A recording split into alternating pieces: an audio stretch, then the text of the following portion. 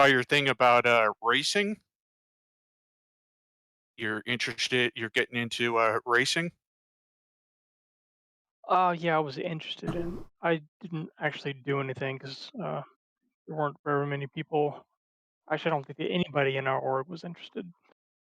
I was gonna say, I saw an episode about 2 weeks ago of I think it's Dark Sky Legion.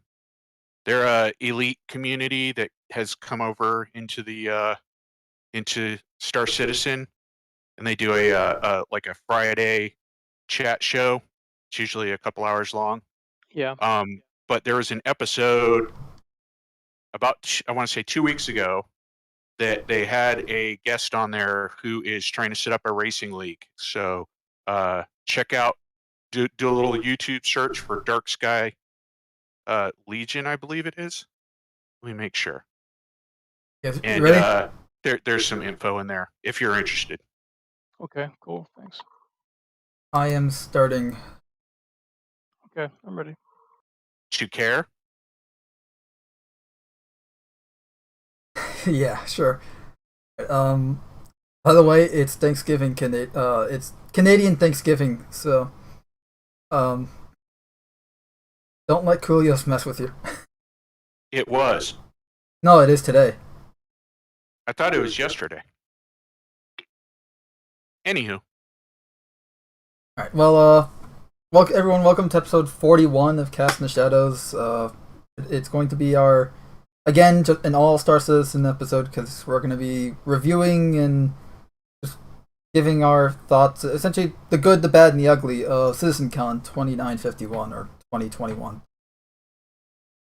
Shall we go in order of the panel, or just start with what we liked, what we didn't like, and kind of go from there?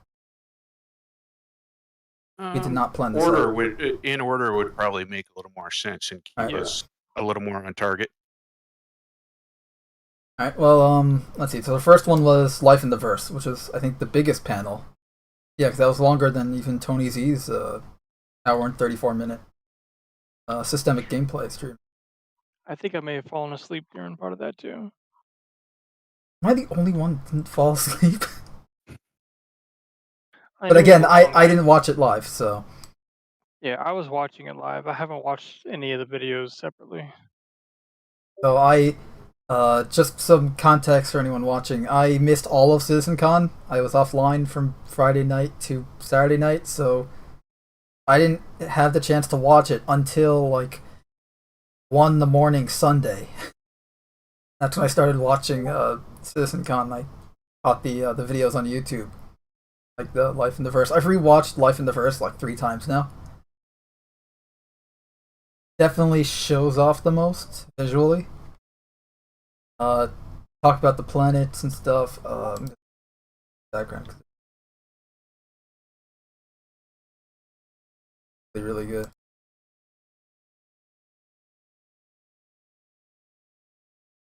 But they talked about first. They started off with talking about the gas clouds for the jump points. Jump point that goes from Pyro to Stanton, and how it's, it looks more claustrophobic and chaotic, versus the jump point that goes from Stanton to Pyro. It's a bit more serene and calm. And they talked about how the coloration and all that sort of stuff mattered. They even show you how they made the gas clouds in Pyro, which was actually really cool. I was impressed with the tech that they showed and the visuals that they showed. Absolutely much better exterior of a wormhole visual than what we had several years ago. Than the Stargate knockoff, yeah. Yeah. But it made me question why they want jump points to have this big nebulous cloud every time. I'm just wondering. I think it's just so you have a visual indicator of where it is. That's not like a HUD marker or something. That's what I got from it. They were saying, here's a visual indicator of where it is, but They want it to be visually unique. You know, they want it to be a visual experience. Yeah. I understand that, but I guess I'm just wondering why they need to be clouds. Like, why not be just a nebulous, you know, light source, i.e., you know, light cloud, or like, why does it need to be visually obscuring? Why does it need to be a super dense cloud? What do you mean? Yes, yeah, I guess that's what I'm getting at. And I don't mean this I'm not questioning this in a negative way. I'm just You're just questioning curious it, what yeah. the gameplay mechanic is for saying, you know, we need to visually block your vision from the actual gate itself. Like, because to me the impression I got was you're going to have this big cloud, and then you're going to have to fly into the cloud to find the actual entrance or exit. Here's another. Actually, this could be another reason. Isn't it? This way, you can't have people. I guess. I mean, you're not really gonna have it. This will be unavoidable to an extent, but at least this way, you don't have people like camping and kind of just waiting for it. Like, because you're in this giant cloud, you're a bit obscured. That was the only reason I could come up with, but I was just curious what you guys might be thinking. I would argue that they're going to have a jump beacon to the point. Oh, they are. There's no way that they're going to have. I mean, you've seen how big those clouds can be. I mean, they can be, you know, hundreds of kilometers across. There's no way they're going to have this big, massive cloud out there, and then you're just going to have to fly around until you find the right spot. But what if it's like, you know, kind of like when you arrive at a planet, you don't necessarily arrive over your destination, you just arrive, you know, in the general area. I have a better question is, okay, what if they're, well, first, this is assuming that they are going to allow you to find temporary jump points that take you to other places. But if they decide to do that, which I hope they do, what are those going to look like? that's kind of why I started thinking about this, because I was like, man, this is a big production that has to go around each jump gate. So that's going to limit the number of jump gates that they want to create. Because I'm thinking the same thing. I'd like to see big, like, commercial transit hubs that are, you know, well documented and studied, and that's where all your major traffic goes. But I'd like to see those smaller ones that are just randomly, you know, who knows where, up to be found by anybody. But then once they're found, you know, they can be used for a certain amount of time and maybe they move. But if it's going to require that big giant cloud, that means they're going to have to put that in each time. Yeah, but at some point they're going to be able to procedurally generate most of that. So an artist just comes in and throws in their fake lights, which I have issue with on my own. But you know, it's all about the visual experience. And it was interesting. I'm going to jump ahead a little bit. In the ship talk, they made a comment about they try to make things make sense now instead of it be just the visual cool factor. I wish they would go more with that for the rest of the game as well. That's actually what I was going to comment about the ship building panel. Was kind of a comment, kind of the same, which is the guys who are on that panel obviously have, you know, very specific knowledge about what they do and how they do it. But sometimes the way some of them comment, I get the impression that they're going for rule of cool instead of functionality. Yeah. Yep. Form over function, which I don't agree with. I mean, you can have both, but you just your form has to be in line with your look has to match. The ship needs to look interesting, otherwise nobody's going to want to play it. But at the same time, it needs to make sense. Yeah. You start off with the function, and then you make the look based on, or make it work with the function. Something. Like if you have a ship that's equate it to like the 600i, which is out externally, it looks really nice, and I get its pricing point, you know, where it's supposed to fit in the luxury scale.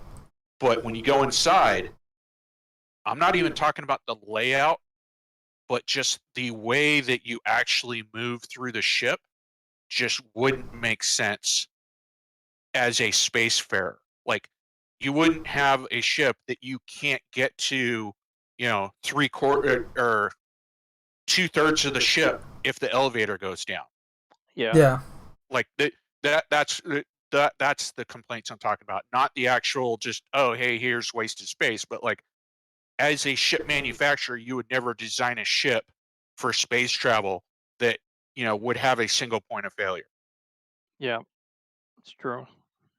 Or just even a single point of entry. Yeah, MSR. But I think we're getting ahead Yeah, of we're ourselves. jumping the gun. Yeah. Anyway, Sorry. so back to no, that's right. Back into Life in the Verse. They talked about the clouds. Obviously, visually, it's impressive. I really do like the Stanton, the pyro jump point, with the magnetic lines determining the cloud. Yeah. I gotta say this. Overall, everything that I saw with cloud tech in general, even like the stuff they were showing on the planet side, and when they're flying into the planet, to show us the missions, like that cloud tech is just amazing what they're doing with that. Oh yeah, I mean, Yeah, look in the thumbnail. I have the CitizenCon 2951 cloud that they made. Yeah. Like, and even But, that like, looks good. When they're flying into the planet and they're flying through those clouds, that was like, for the first time, I was like, I actually feel like I'm in a cloud. Yeah. Before it was like, oh yeah, this is a video game trying to show me what a cloud looks like. But this time was like, I feel like it's a cloud. What I was really pleased to see was the light diffusion from the clouds and how it actually did affect the surface lighting. And that, oh, there's a cloud overhead, so there's going to be shade on the ground because there's a cloud overhead, which is something that we never had that in game yet until. Yeah, to me that the lighting is it from, and this is just my uneducated opinion, but I guess to me the lighting is inclusive in that process of making a cloud feel like a cloud just by the way clouds, light goes through those clouds. Right. I think in the monthly report, they talked about the tech team working on that and enabling clouds to cast shadows onto the surface for planetary clouds, stuff like that, to affect the lighting underneath them and stuff like that, like a real cloud would. Yeah, we got to see it finally. Yeah, I think they hit the ball out of the park on that. It's impressive. Yeah, the planet they showed in the gameplay. Yeah. What was so it, Pyro 3, they said? Yeah. And I'm not a fan of yellow either, and I still thought it was impressive. To be fair, yellow's a little hard on the eyes. Like a yellow planet type thing. Like getting Aberdeen flashbacks. Yeah. But yeah, like the gas cloud tech is just improving. The way they showed off how they can make it, it looks like they can easily make them now. So when you're saying like, oh, they need to make a new one for each jump point, by the time we get multiple jump points, they'll probably be able to make them in like a few, maybe a month, perhaps. Yeah. And that's assuming that they decide to make a cloud over every jump point. Right. Maybe it's just these two that are going to have clouds. Who knows? I mean, they're going to want to have variety. Otherwise, everything will look the same. I mean, they're going to want to have a uniform type look so oh, that's a jump point. But they're not, at the same time, they're not going to want to do that for every jump point because obviously you're going to want to discover them. And some that you don't know exist. And then there's the ones that maybe, even the ones that do exist that we know of are probably hard to find and elusive and all that. So they don't want to have a giant cloud, a nebulous cloud marker saying, hey, here's jump point to exit system, Yeah. Well, we say that it's a massive cloud, right? But if get a couple hundred kilometers away, and how big is it actually? Yeah. It's probably not going to render just like the cloud that's around a military base. INS Jericho. Yeah. Yeah, Jericho. Yeah, once you get far enough away from Jericho, then it doesn't render anymore because if you remember a couple patches ago, even maybe last patch, there would be this dark spot in the sky. That was the cloud. Yeah, that was it. So that's actually that's something I'm hoping we get. And I haven't seen anything talking about it yet, but I would like to see, like in the Expanse series, they talk about one of the major ways that they keep track of other ships is through long range visual identification of drive plumes. In other words, you got just big, giant, huge satellites that are nothing but a giant telescope lens that is just tracking points of light. And I think it'd be cool if we had a ship that had that capability, because think about it this way, like you're tracking a ship and all of a sudden it just disappears off your visual, screen. Because it went into a cloud. 100, let's say 10,000 kilometers later, it reappears and keeps going on its track. And you're like, what's not on my star map that it just occluded that? Let's go investigate. Like, I think that'd be a good exploration tool.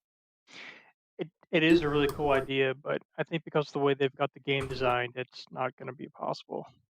I mean, it might. It's just we're never going to see it in the next like 5. Oh yeah. It's not really the way they're designing their game, though. You're talking about like what is shown to you versus distance type.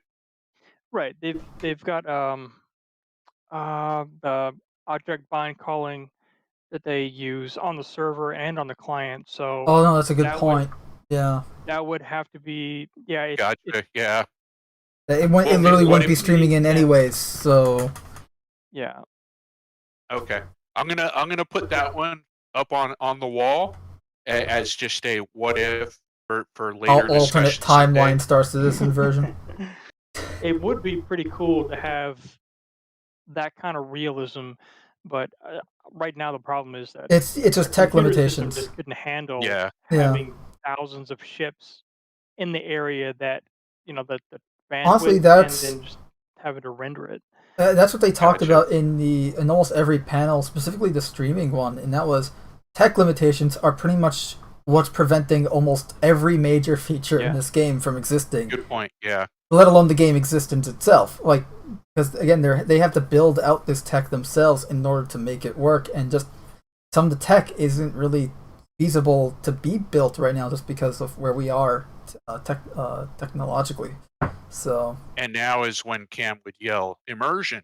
Immersion.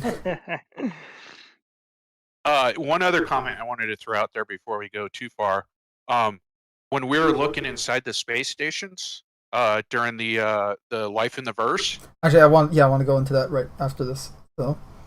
Oh, okay. I'll wait then. No, I was gonna say. So you were saying because this is a perfect segue. Well, it along the same lines of what I was talking about with a spaceship design.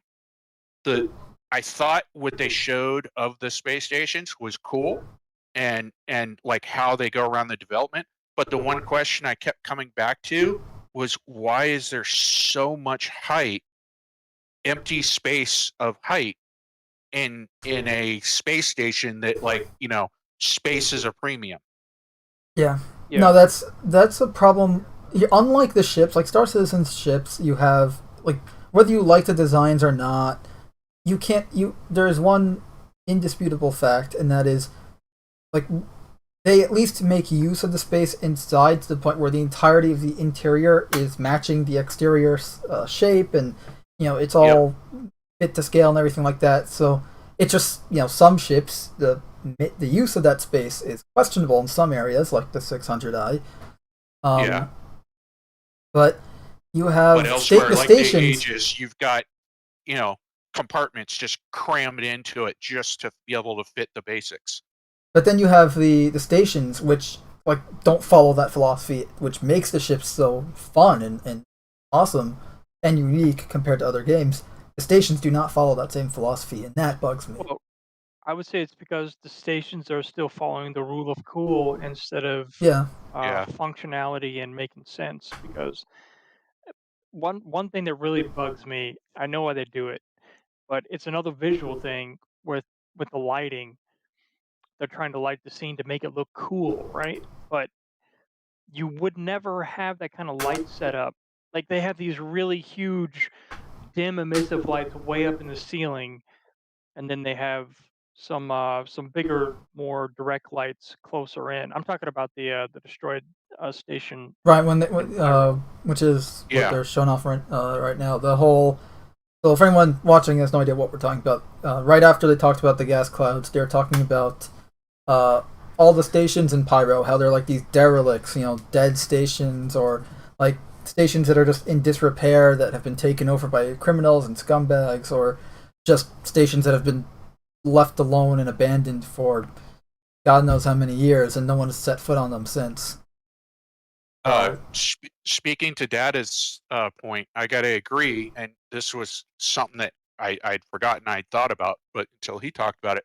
But when they were showing like the checkpoints that you're going to have to go through, that control your access into certain areas, I noticed the lighting.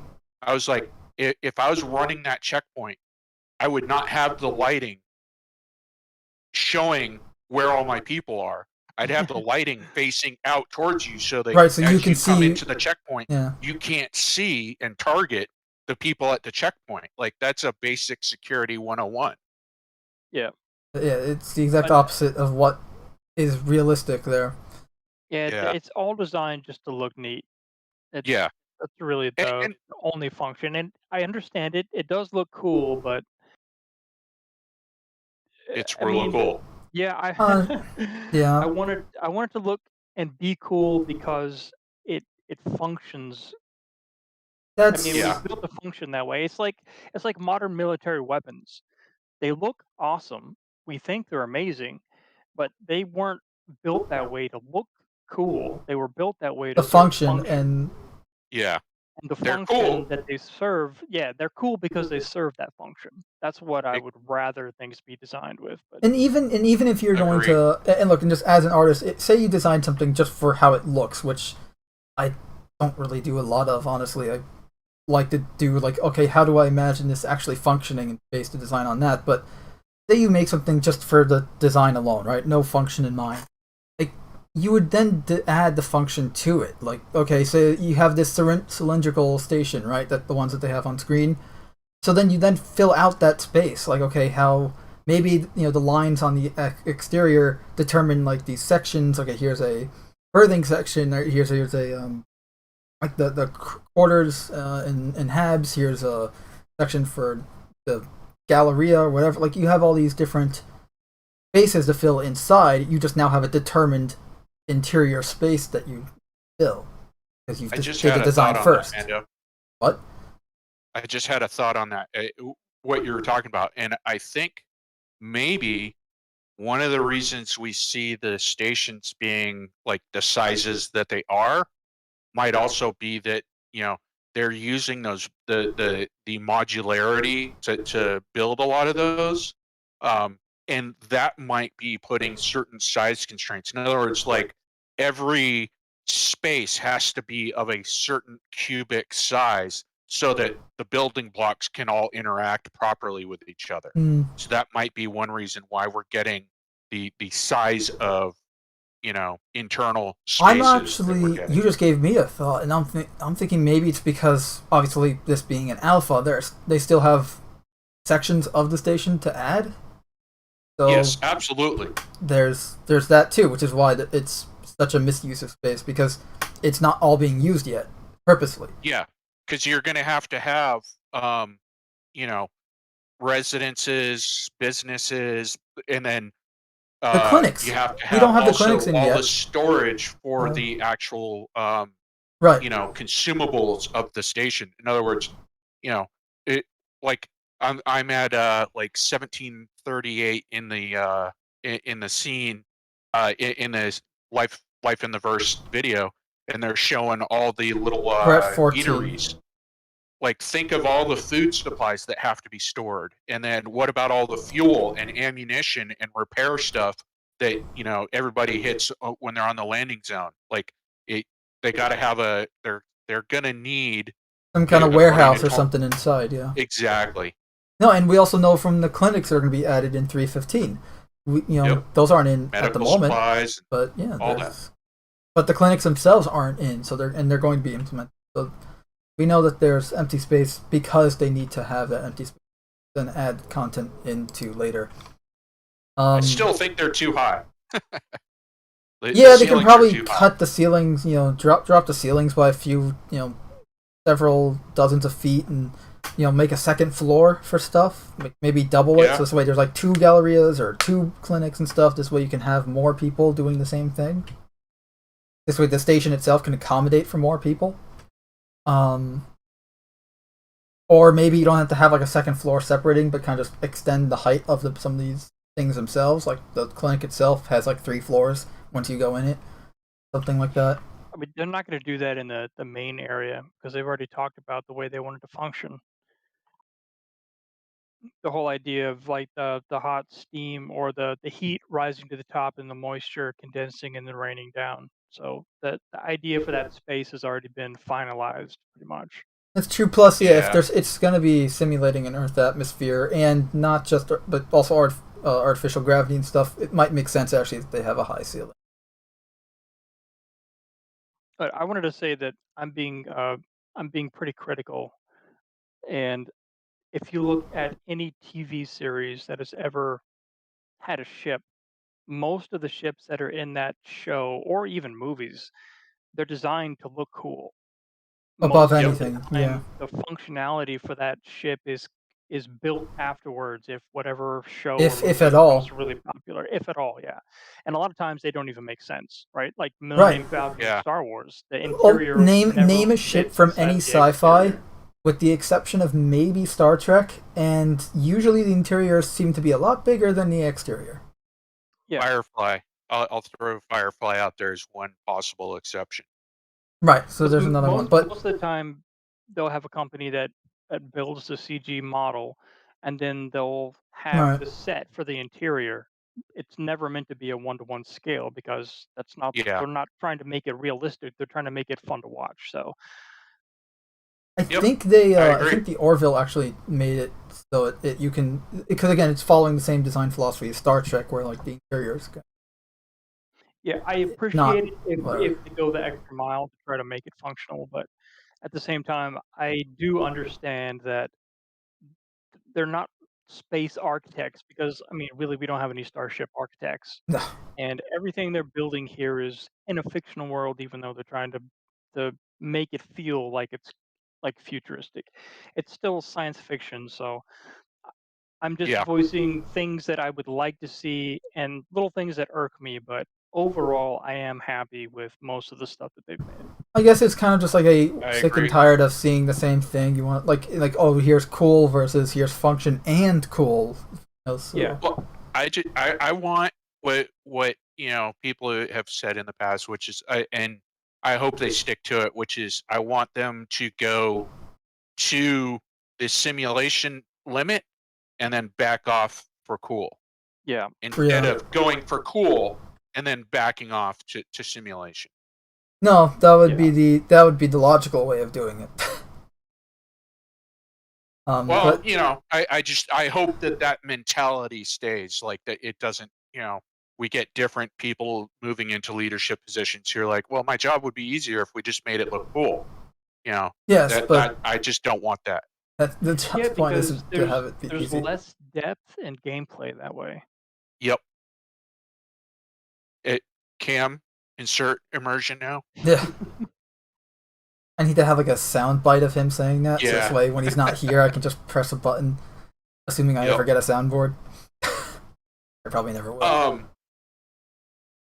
Overall, same as Data, I was really impressed. Just the minor nitpicks, but I also think, this is CITIZENCON. This is where they're showing off, what we're supposed to expect. So to me, that's kind of also that's our job, is to kind of nitpick, because then I have to say that we're here to kind of do it, and it changes, those minor things.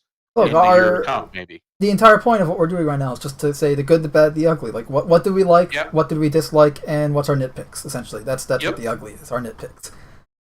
And yeah, cause I think all three of us are on the same mind of we rather have function than the cool, because like that's why I like the Drake ships so much. Well, you haven't gotten healing yet, so let's see. You're right.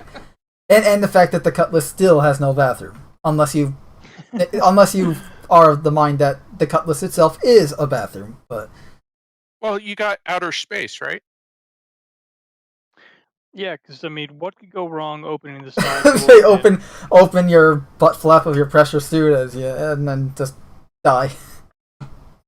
Yeah. Hey, at least you don't need to go to the bathroom anymore because you're dead. I don't know. It might make going to the bathroom easier. I mean, it's supposed to be a vacuum, right? Sucks it right out. Yeah, vacuum seal. Anyways. Yeah, we're going bad topic. Back to the stations though. We did our nitpick. We did the ugly first. What about the good? Ambiance is amazing. Like it just the kind of giving you a feel of being that. I get all kinds of Blade Runner, original Blade Runner vibe, which is hard to do, and for a game, I think they're nailing it.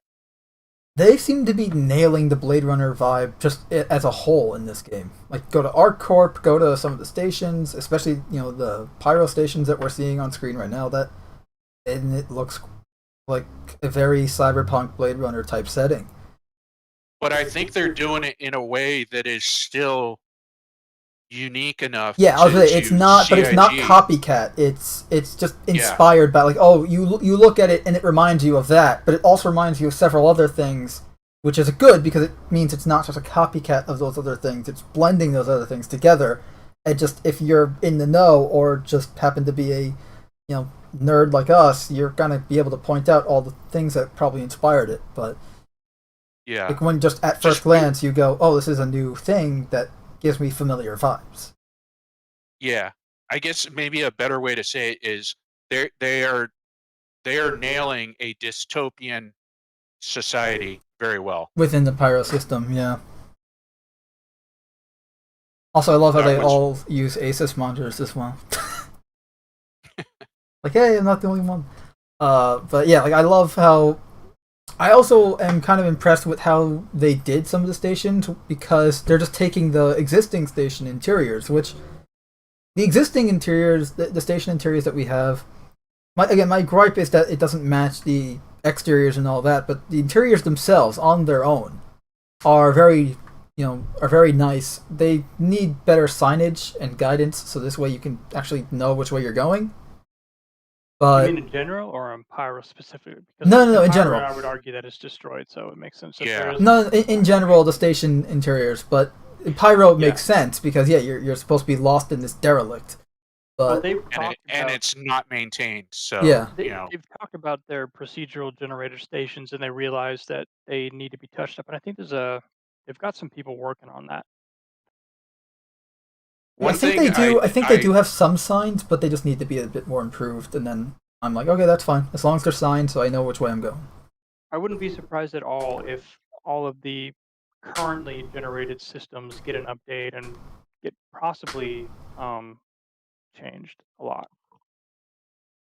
One thing I thought of when watching this is, even though it's Pyro and all the rules and ideas behind how it works, I still think it'd be cool if there were certain small areas that were controlled by different factions that weren't just complete trash areas. Like they actually they renovated it and maintained it to their liking.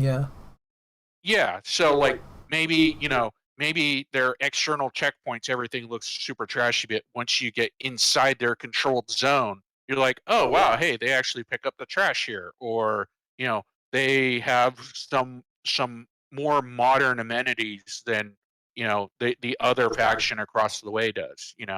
I mean, I just think that'd add to the immersion of different factions having different focuses of what's important to them. Yeah, no, CIG, if you're listening to us, write these down. But yeah, it's. I think. Look, I don't think they're gonna have that when Pyro first launches, but it's not like they launched without it. Doesn't mean they can never add it in. No, they can always add that in afterwards. We have. Star System 52 is now in, but they add something in Pyro in the same update. The stations that have maintained areas. And when I talk about it, I'm not talking about like, you go from Grim Hex in one corridor over to 600i cleanliness in the next one. I mean within reasons of what would be available at that station or what that faction is collected. So maybe it's just a little bit like more maybe clean. a room with better lighting, or because like they managed to repower it or something, or they just got better light fixtures that they added into the room, or like something that does at least differs it from the rest of the station, but still fits the overall theme. Exactly. But the stations themselves that they're showing off, they look great. It's actually the little marketplace that they have in what timestamp am I at? 2850 or 2854. That little marketplace kind of reminds me of Levski, the bazaar at Levski. It does, and that's a good thing. Like I love Levski. Obviously, this is better lit just because it's using the newer tech and stuff, whereas Levski was using legacy, everything. But here it's like they're making it like on the fly as you see it, and it's like, wow, they can do that. Like that's really good. The one thing that I thought about when they showed off the eatery area is that, wow, that's a lot of branded stuff for a destroyed, rundown station. Well, to be fair, it would be a rundown station that probably had branded things, and then so they probably just reused the signage. I don't know, if spray paint over the signage or something. Realistically, I'm sure the brand thinks like Drake, which is a customer is a customer. As long as you don't attack our delivery truck, we'll deliver. As long as you don't say you're attacking other people in our name. Yeah. Except you kind of are when you use a ship. Anyway. It looks really good. Excuse me. It definitely has a really good atmosphere. Just it feels like a cyberpunk, Blade Runner type. You're in the alleyways, of a city, but obviously it's a station in space, and it has the rain and stuff like that. It just makes it feel alive. Even there's no people. Jenny1 in the chat says bless you. Thank you.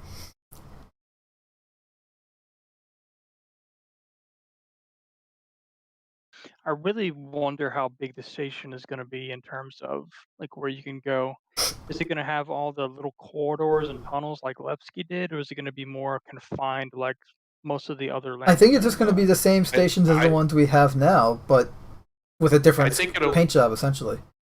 I think it's going to be kind of like RCorp, which is you'll have visual cues of other places, but there'll be, I think, starting out at least, I think there'll be one central area, and then later on down the road they might open up other corridors. Yeah, because RCorp seems big the first time you go there, maybe a while, but after you've been there and you walk, it's a very small location. Understand how it's all laid out. Yeah, it's not a very big space. Well, we should clarify, not RCorp itself, but Area 18 on RCorp. So it's a very small landing zone. Yeah, it's a very small city. Like you have like maybe three dead end alleyways, and then you have obviously the alleyways that kind of loop into each other that go into the main areas, like that have all the shops and that one mission giver. But at the end, it's essentially just three major zones that are tied together through various alleyways, and that's about it. Yeah, but I mean, it's not really big. No, and I'd say pretty much every other landing zone's a little bigger. Yeah, well, but I mean, I understand why the landing zones aren't huge, but I hope that in the future they get expanded. Oh, so I would. It's not just like a circular loop where everything is, within a 40-second run. I would love if some of those alleyways, the dead end ones. Yeah, I want to do more interesting things than just, here's where all the shops are, here's where all the food is, here's where the hab is, and that's it. What I'm saying is, sorry. You go. Sorry, no, I was just saying I'm in agreement with data. Like, I want to see it expand, but I also think they are going to do it just from the way they've talked about what they want long term, because you're going to have they've already said eventually they want to have buildings where the players can rent like a section of a floor, or maybe if they have enough money, a whole floor as like their habitation area. So I think you're going to see that expansion of those landing zones to accommodate that player growth. I was actually going to say something like, I want the landing zones, like the places you walk on foot, like say take Area 18, like say one of those alleyways that ends into a dead end, like maybe get rid of the dead end part and that alleyway goes into a new section. I would love to see places where you can. I think that's what they're going to do. Like that's how they expand it. Yeah, right. Like take the dead ends and turn them into level, extensions. Definitely left the way they have the endpoints, they definitely have the ability just to slap some other stuff. They do. They do. Yeah. Part of me thinks that's why they have the dead ends the way they do, is to kind of serve as like placeholder extensions for the city. Later growth. Yeah. And like I'm Warville. at 3321 in the video, and I just want to say that was like a really impressive visual to me. Oh, I paused it at 31:28 so that we can start talking about the next one if you guys want to continue. Beyond the Dying Star, Planets and Moons. Where they talk about the planets and moons and how they, the Pyro's celestial bodies and how they made them and all that. And it's definitely some really cool visuals. I took some screenshots of it from the stream, and it's really impressive. I'm just skipping around here. So we got Pyro 1, which, then we got Pyro, is it Pyro 2? Pyro 2. And then, I think it's supposed to be Pyro 4? Or this is Pyro 4? I don't remember which planet is which. I just know they all look cool. Yeah, I do like wasn't up to speed on which one was which. Yeah, because like they have a thing of text on the top here, but it just describes, like, I think it's supposed to be describing the planet, but some of them say like, oh, they took inspiration from Pyro 4 and Pyro 5 to make this one. So I'm like, but which one is this one? That's why they want you to play, so you get the game and go find out. I will say this: I do love the visual color palette for Pyro and how it is different from Stan. And this shot right here just gave me instant LV426 vibes. 3318 with the lightning striking and the unnatural rock formations. Yeah, very Armageddon-ish. Very alien. Very LV426. All it's missing is the space jockey's crashed spaceship and a xenomorph outbreak.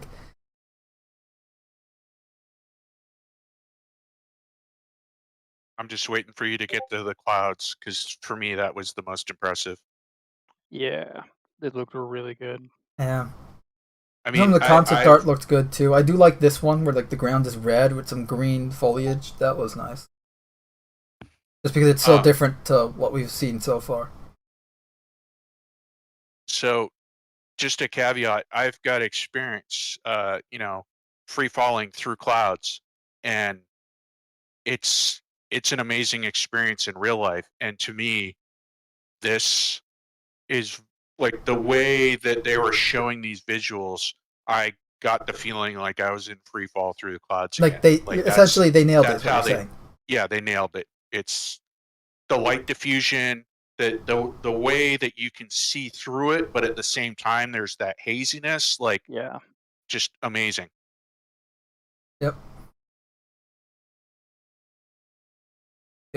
So what, 30? I'm at 40, 15. Oh, we're talking about the clouds. All right, so we'll come back to this. We'll skip to the clouds then. Sorry, go ahead. No, whatever you're. It's fine because the cloud stuff is really short. Like the stuff they show off is really short. So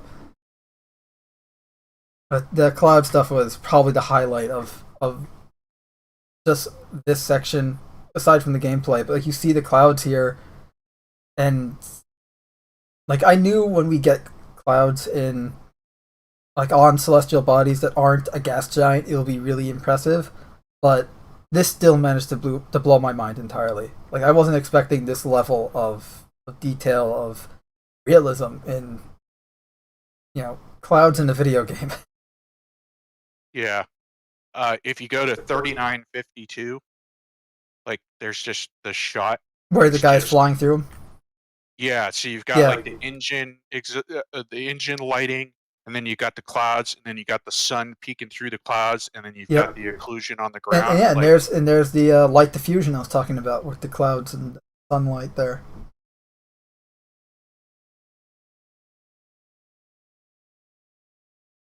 It is remarkable, and you have the lighting from the water on the surface as well, or liquid, I should say. We don't know if it's actually water. We already have moons that have like liquid oxygen lakes and whatever. So liquid on celestial bodies does not necessarily mean water. But the way they did the clouds and how they, first off, they did a great way describing how they make them, and they actually show you like the kind of work in progress of how they make it. Hopefully, this means that we get clouds on all the existing planets as well as the new ones soon. Mm-hmm. I just want to say that I called it, before CitizenCon, I said planetary tech was probably going to be just eye dropping. Yeah, like we did. Or mouth dropping. It just once again every year their planetary tech is always an amazing show, and I think they followed through this year. Agreed. Although we should point out we were wrong. We said Tony Z's panel was going to be the longest. It was not. True.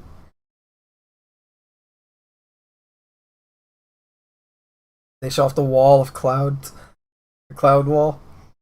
Yeah, and the funnel. Yeah, the cloud base. the base. Yeah, and how the way they made it was actually he only drew half a vase, and then used the tech and the procedural generation to make the rest of it. That was cool that they were able to do that at all. Cyclones are coming. Yes, And tornadoes. and lightning. Yep. We saw that during the gameplay demo.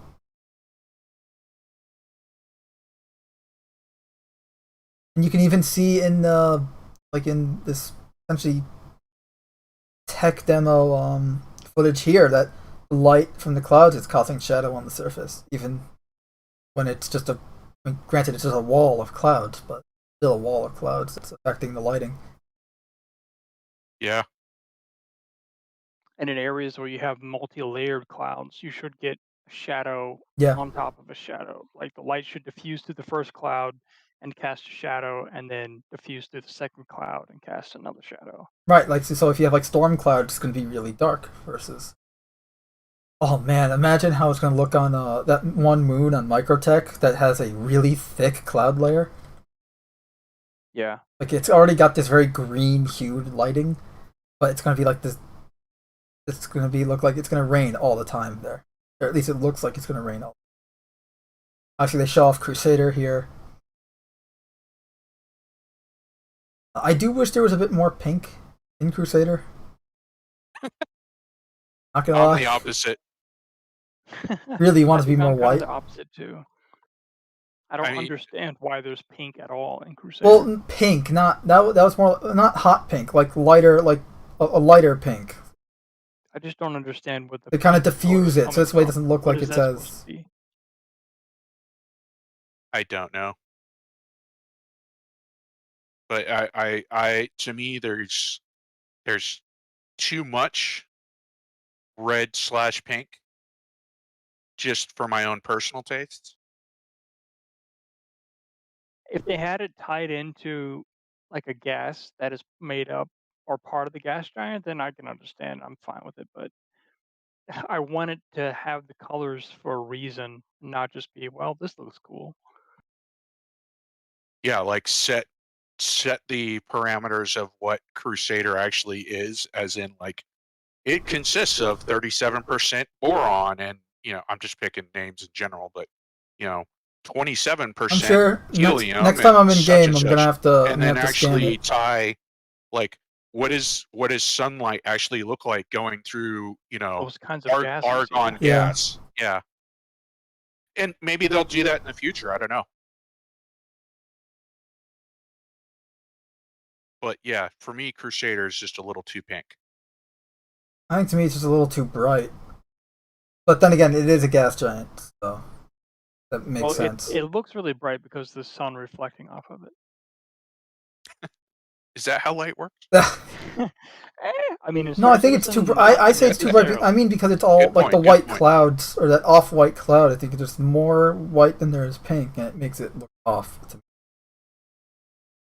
I'd like to just see a maybe a little more variety of color, not like keep that. That's what I was saying. Color, I was saying pink because I wouldn't consider. I mean, I guess it's hot pink. Like at least something that diffuses. Like this way, it's not just white and then this like hot pink red color. You have some lighter pink that kind of blend in, and this way it's smooth out into. Browns. Like if you look at Jupiter, you don't have like 3 colors and then they're just mixed together. You have the spectrum of colors as they blend into each other. Yeah, and you can see some colors in the white sections, but I don't know, I just feel like maybe if you had like a lighter pink or something, or maybe even a completely different color, like a blue or something, and just kind of strape it in to some of the white sections, that kind of help. Yeah. We are definitely nitpicking this stuff. Oh, we totally are, and we should move on. The CitizenCon cloud was cool. With the CitizenCon 2951, and we got the cat cloud. The words. The clat, or the... I don't know. The tech demo where they were talking about the different... I can see it, but I don't remember the words they used exactly, but the different parameters that they can adjust to affect the way a cloud looks and the shape and stuff was pretty cool. Yeah, I'm gonna pull it up again. See what it was called. While you're doing that, I always get them confused. What is it? Flora and fauna. Flora is the plants, right? Plants, yeah. Fauna is supposed to be life. Okay. The cloud type density. Gotcha. For when it comes to the flora, and this isn't just Star Citizen, this is games in general. I've never been like a big, like, it's never been a big deal to me. Right, just the ground. That it works. Like, so I guess what I'm getting at is like I wasn't that interested in seeing like their tech display of it, as long as it's functional. Right, like this way you're not clipping through the ground and falling through the map and stuff like that. Yeah, and as long as it has a lifelike interaction with the environment, it sways and moves with a breeze. But at the same time, if there isn't a breeze, I don't want all the fauna or flora constantly moving. Right. Yeah. Like they show off, like, was it? I imagine this is the old Planet Tech, and then they show the new Planet Tech, and it just looks night and day, like actual realistic dirt. Then they add the rocks in, and they added bushes and tall grass. One thing I want them to do though, and granted, this is my own personal bias coming from Arma. Arma has this thing where within a certain radius of your actual player on the map, you might have tall grass and you drop down in it and nobody can see you. But if you get more than 200 meters away, it doesn't render that grass. So you're basically just a guy laying in an empty field, and everyone's like, oh, hey, look at the guy who's sneaking in. Yeah, so don't for him, want that he's to happen. completely concealed, but for everything else, he's not laying out in the open. Yeah. Exactly. Yeah, and, So I'm really hoping they don't do that. I hope so too, because Star Citizen as a whole definitely needs to work on their draw distance. Yeah. Greatly. Well, that's level of detail scaling. Yeah. The reason that And happens is because your computer can't handle rendering that quality grass over the entire scene. yeah. Oh, I totally know why it's done. I'm Okay, just yeah. hoping they find a Find a way way of to, yeah. Some kind of workaround or something to allow us to see, like, if yeah. if you're 1.2 clicks from my location, I have a sniper rifle with the most powerful scope in the game, and I zoom in, I should be able, and you're hiding in tall grass, and I zoom in on your location, I should be able to see the tall grass and not just you standing on the ground, you know? Yeah, I'd be okay with that, even if it was like the hand wavium was maybe like beyond a certain distance, your actual character body is like sunk into the ground a certain depth, just so that you're visually occluded from somebody who's beyond a certain distance trying to look at you. I don't know, but then you get into like, well, what if he's standing behind a rock? Blah blah blah. Yeah. Well, the So rock should be rendered. It's just going to be low texture, yeah. Yeah, there's a lot of different ways they could address it. It'll be interesting to see which way they go with it. Yeah, just hoping they do a good job with it. I think they will. I mean, just based off of everything else we've seen. Right, it's just a question of we want to see how they do it. Yep. Like, we know they will do it. It's kind of just say when and how. I'm also looking forward to seeing how they implement their.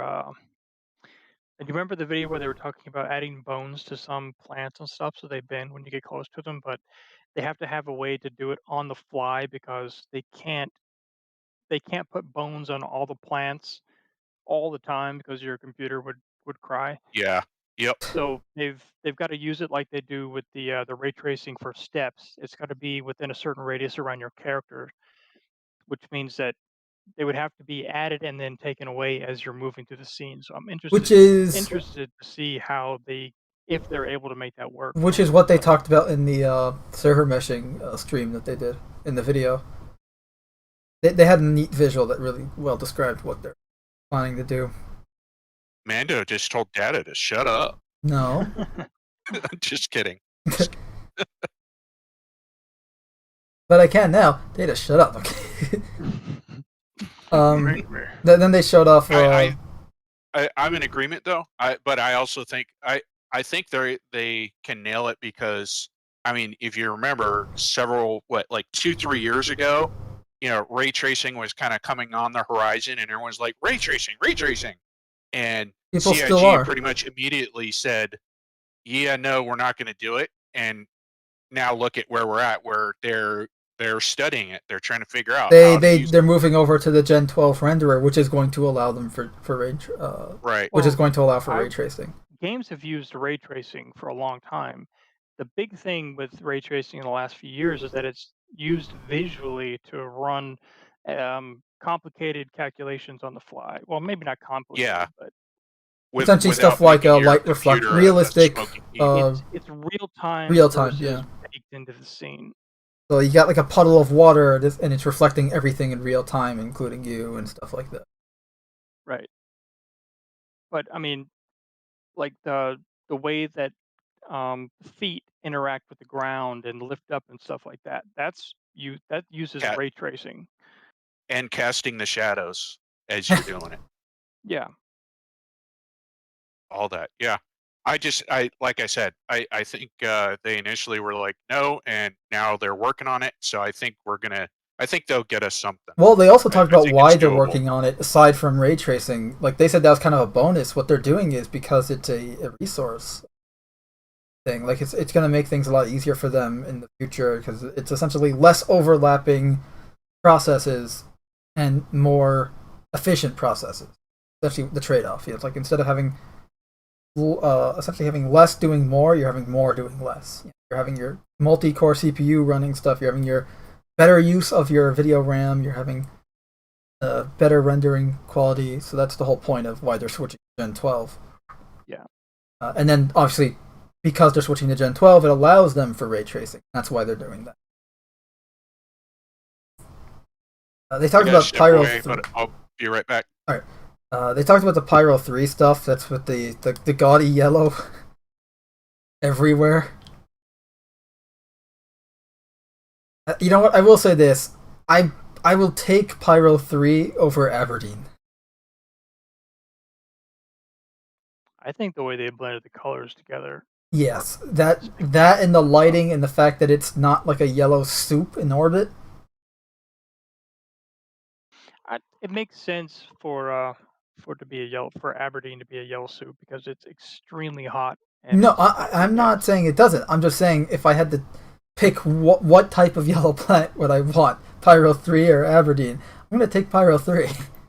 Well, you notice that in Pyro 3, the atmosphere is breathable because they're walking around without their helmets on. Yes, it is. I also like how you have the mix of the white, like the snowy Alps, mixed with that yellow moss and the yellow grass. Like that's a very really nice use of color there.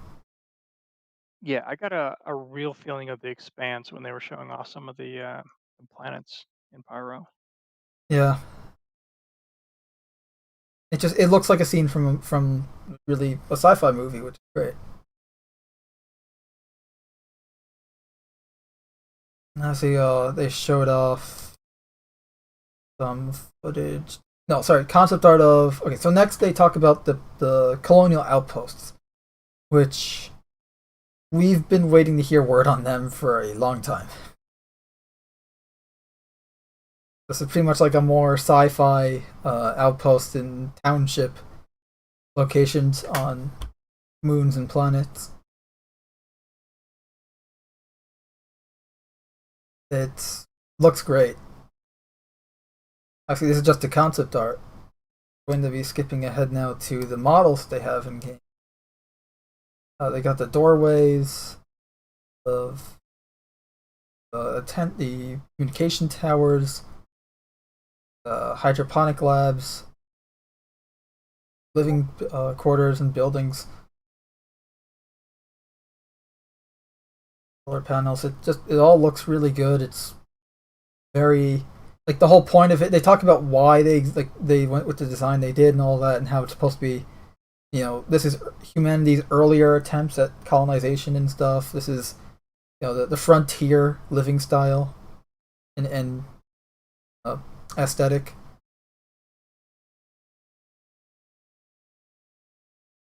Like, obviously it looks cool, but this is what I was talking about. Like, you have something that looks cool but has the function built into it, whether it was after or before. At least the function and the form are matching here with the Colonial Outposts.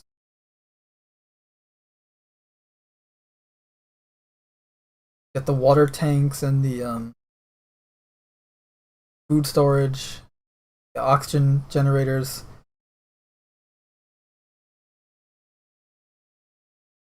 Power generators, obviously. Like it looked like an actual outpost.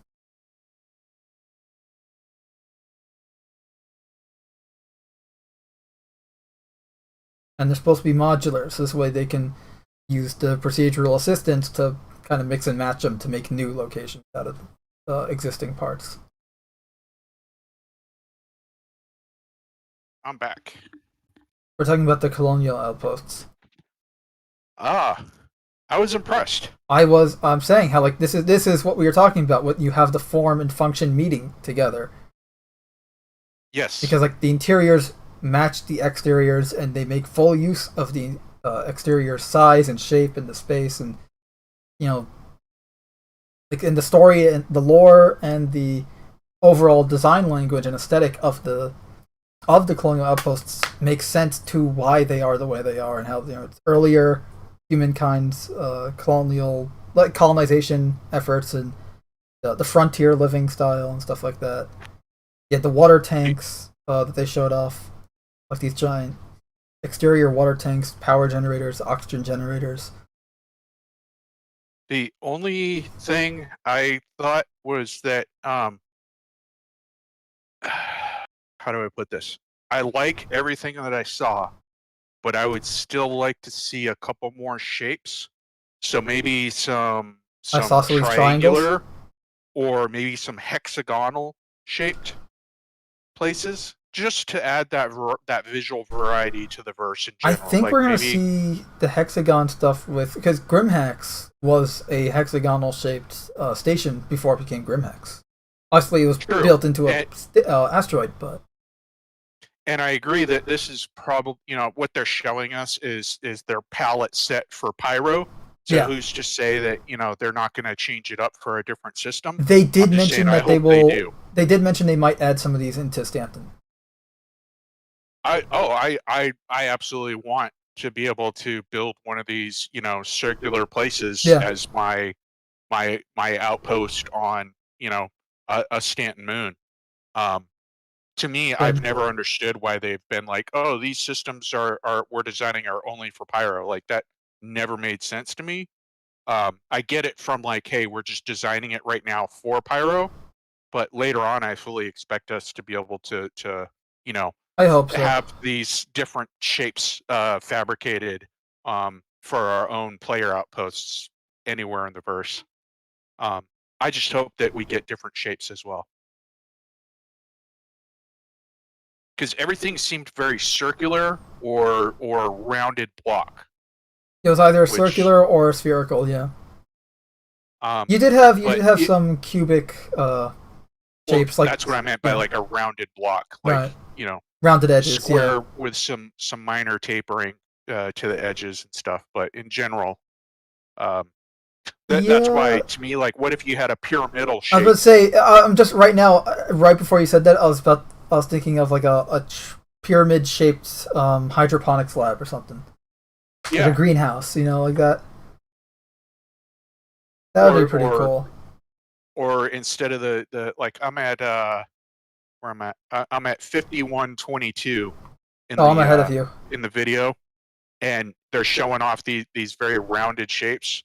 And I think all these shapes would still work if they were just hexagonal, and it would just be it would give you a visual clue that maybe a different company had built these.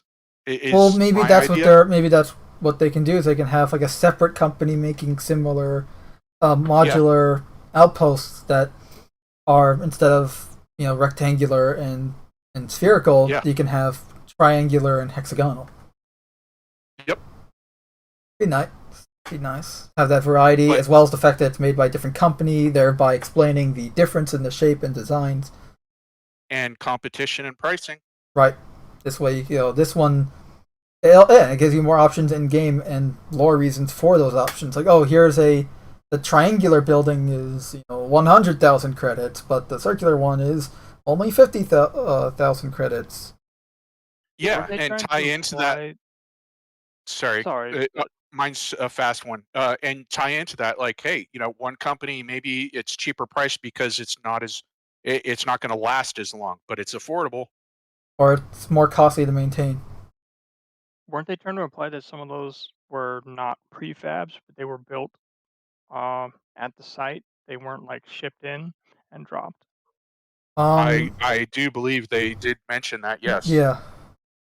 But eventually, the Pioneer is going to have to bring something, right? Yeah, I imagine that's going to be, well, from a long I expect time it's going to away. be, well, I expect it's going to look a lot like what we get in Crusader already. Just a hat that drops down on some stilts. Well, I don't know. A square-ish building. It doesn't make sense to have a round building because then you've got all that wasted space that you're transporting. It makes a whole lot more sense to have square modules because it's more for transportation purposes. Yes, but the Pioneer is not. I'm not saying it won't change, but its original design write-up was that it would actually build the structure in place. So in other words, it would land and then actually use the like raw materials, beams, and walls and stuff. Okay. Exactly. And like I said, that's not to say that might change in the future based on game mechanics and all that. But initially, it was going to be like, you bring raw material, it lands, and then it starts building the structure at the point where it landed. So who knows? So it's a mobile construction site. Yeah. Yeah. I kind of hope they still go that route, but they could change it where it's just modularity. Also, on another note, to what you were saying, Data Machine, about the types of HABs that we see in Stanton, my understanding is that the design of like, say, Jumptown, that squarish platform, was because initially they couldn't mess with the terrain, but according to what Which they is talk why they're about on later stilts. on, they can now actually change that, so they can flatten it out for the areas that they need. So That all was the the outposts whole don't point have of to be those square, stilted versions. They can Right. actually now that put was them what on they the were ground. talking about a lot in this stream, where they were talking about how they don't need to have the outpost on stilts anymore, like you see in Stanton. They can just flatten the ground and have the bases built on the surface without any elevating assistance. They can actually edit So the that terrain. gives me hope that And maybe we'll be able to see some of this stuff that we're seeing for Pyro elsewhere now. And they also said how, like, they can do it. It's not just for a small section; they can do it for a very large area of effect. So now my question is, can they do it a piece at a time, like a section at a time? In other words, let's say you have, an organization builds an outpost, and then they continue building upon it over time. Right, or because of the way that organization does their business, they become popular, and other people want to, other traders want to sit up near them, and it slowly develops into a landing zone, but it incrementally gets flattened out as new people arrive and try and build a structure. Or is it one of the, like, will they be able to do that, or is it that they're going to have to basically say, no, we can clear like a 1 kilometer right now and that's it? Or can we do parcel at a time? I think it depends on the terrain itself. Like, are we talking about a giant hill, or are we talking about just a minor little bump in the road type thing? I think it's too early to say whether they're going to give the community the ability to modify terrain. I doubt they will, but maybe. I think just good point. We just don't know enough about base building for how players' base building is going to work at the moment.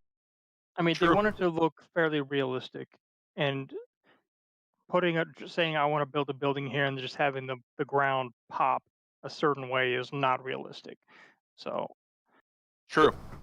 Maybe if it's flat open terrain, general, within a certain slope limit, they're like, we can do this. But if it's a cliffside, they're going to be like, no, you could build a platform out over it, but we're not going to take away the cliff. Yeah, we still have no idea how they're going to, or what their ideas are in terms of how they're going to let people build things anyway. So I think it's too early just to start conjecture. Good point. Well, moving on, they talked about the outposts. What did they do? Well, they talked about the interiors. So, the interiors I thought were pretty good. Very, I guess, very frontier-like. Very like, lived in, but also it's sci-fi, but it's not high tech. Yeah, I like it. Yeah, it meets the visual needs of what I would be looking for. I know that's just my personal opinion. I know everybody has different appeals, but this style appeals for me. I would definitely. I personally loved it. Like, this room right here alone was really great. You have like because it's like a sci-fi contemporary style, where it's like, you have something that looks modern but with a sci-fi twist. Like this kitchen, it looks like a normal kitchen, but it's sci-fi themed. It's got things. To me, I got the vibe of it's sci-fi, it's utilitarian, but it's not so starkly utilitarian that you would never feel comfortable. Right, and that's the thing, is it looks comfortable, it looks inviting. And that's something that I don't get from the modular outposts. Yeah, but that's because the modular outposts are modular. You have to make them home, I guess, afterwards. Yeah, they're shipped cubes put on the ground. I imagine they will likely change, as will a lot Hopefully of the we can stations in the mess with the future. interiors later. But again, we're getting into Yeah. theory crafting on base building that we don't know anything about yet. Yeah. But the outposts themselves here with Pyro, I'm really excited with just being able to enter one and explore the hell out of it. The concept art looks great. They did a good job bringing it to life. One comment I want to throw in there is I was impressed with seeing the hydroponic stuff. I mean, it totally makes sense, but I guess I had just stopped kind of thinking about it. So to see it and see that they're working on it, I was like, oh yeah, cool. I'd love to see more variety of the hydroponic sizes and shapes, just to kind of give you an idea of like the different types of growth that community is trying to do. In other words, like when you're looking at a hydroponics farm, I'd like you to be able to get an idea of like, is that somebody's like personal, subsistence lot, or is this a commercial grow place? Or is this Depending just on an the shape and the entire, size. or is this like a township hydro farm or something like that? Yeah. Like essentially being able to tell what's the purpose of this hydro farm, like who's it for, based on the size of it. I'm really interested in whether they're going to have just regular farms or if everything is going to have to be encased in some kind of greenhouse. I think that'll be completely planetary dependent. I think once we get another breathable world, I think you'll be able to grow. The reason I asked that question is because Pyro 3, where they had the demo, was a breathable world because they had people walking around without their helmets on. Right, but it might be, it might be breathable, but it's kind of like, maybe you're living in Russia where, the cold period is so long that you have to have a greenhouse to grow anything. No, I think it's any planet in Pyro. The reason they might be encased in like a hydro farm, some kind of encased in glass, so to speak, is because the sun flares it's like unstably. It's an unstable star and stuff like that. So gamma radiation. Yeah, so it might be because of that. Like obviously, sunlight is crucial to any type of farming. So, but I do think we'll be able to grow exterior when the planet allows it. Yeah, but a better example would be like if maybe something with a star similar to Stanton or obviously Sol. If you're in a star system like Terra, and you go to, you can probably go start a farm on one of those planets, and you don't have to have like the encased in glass, a modular hydro farm.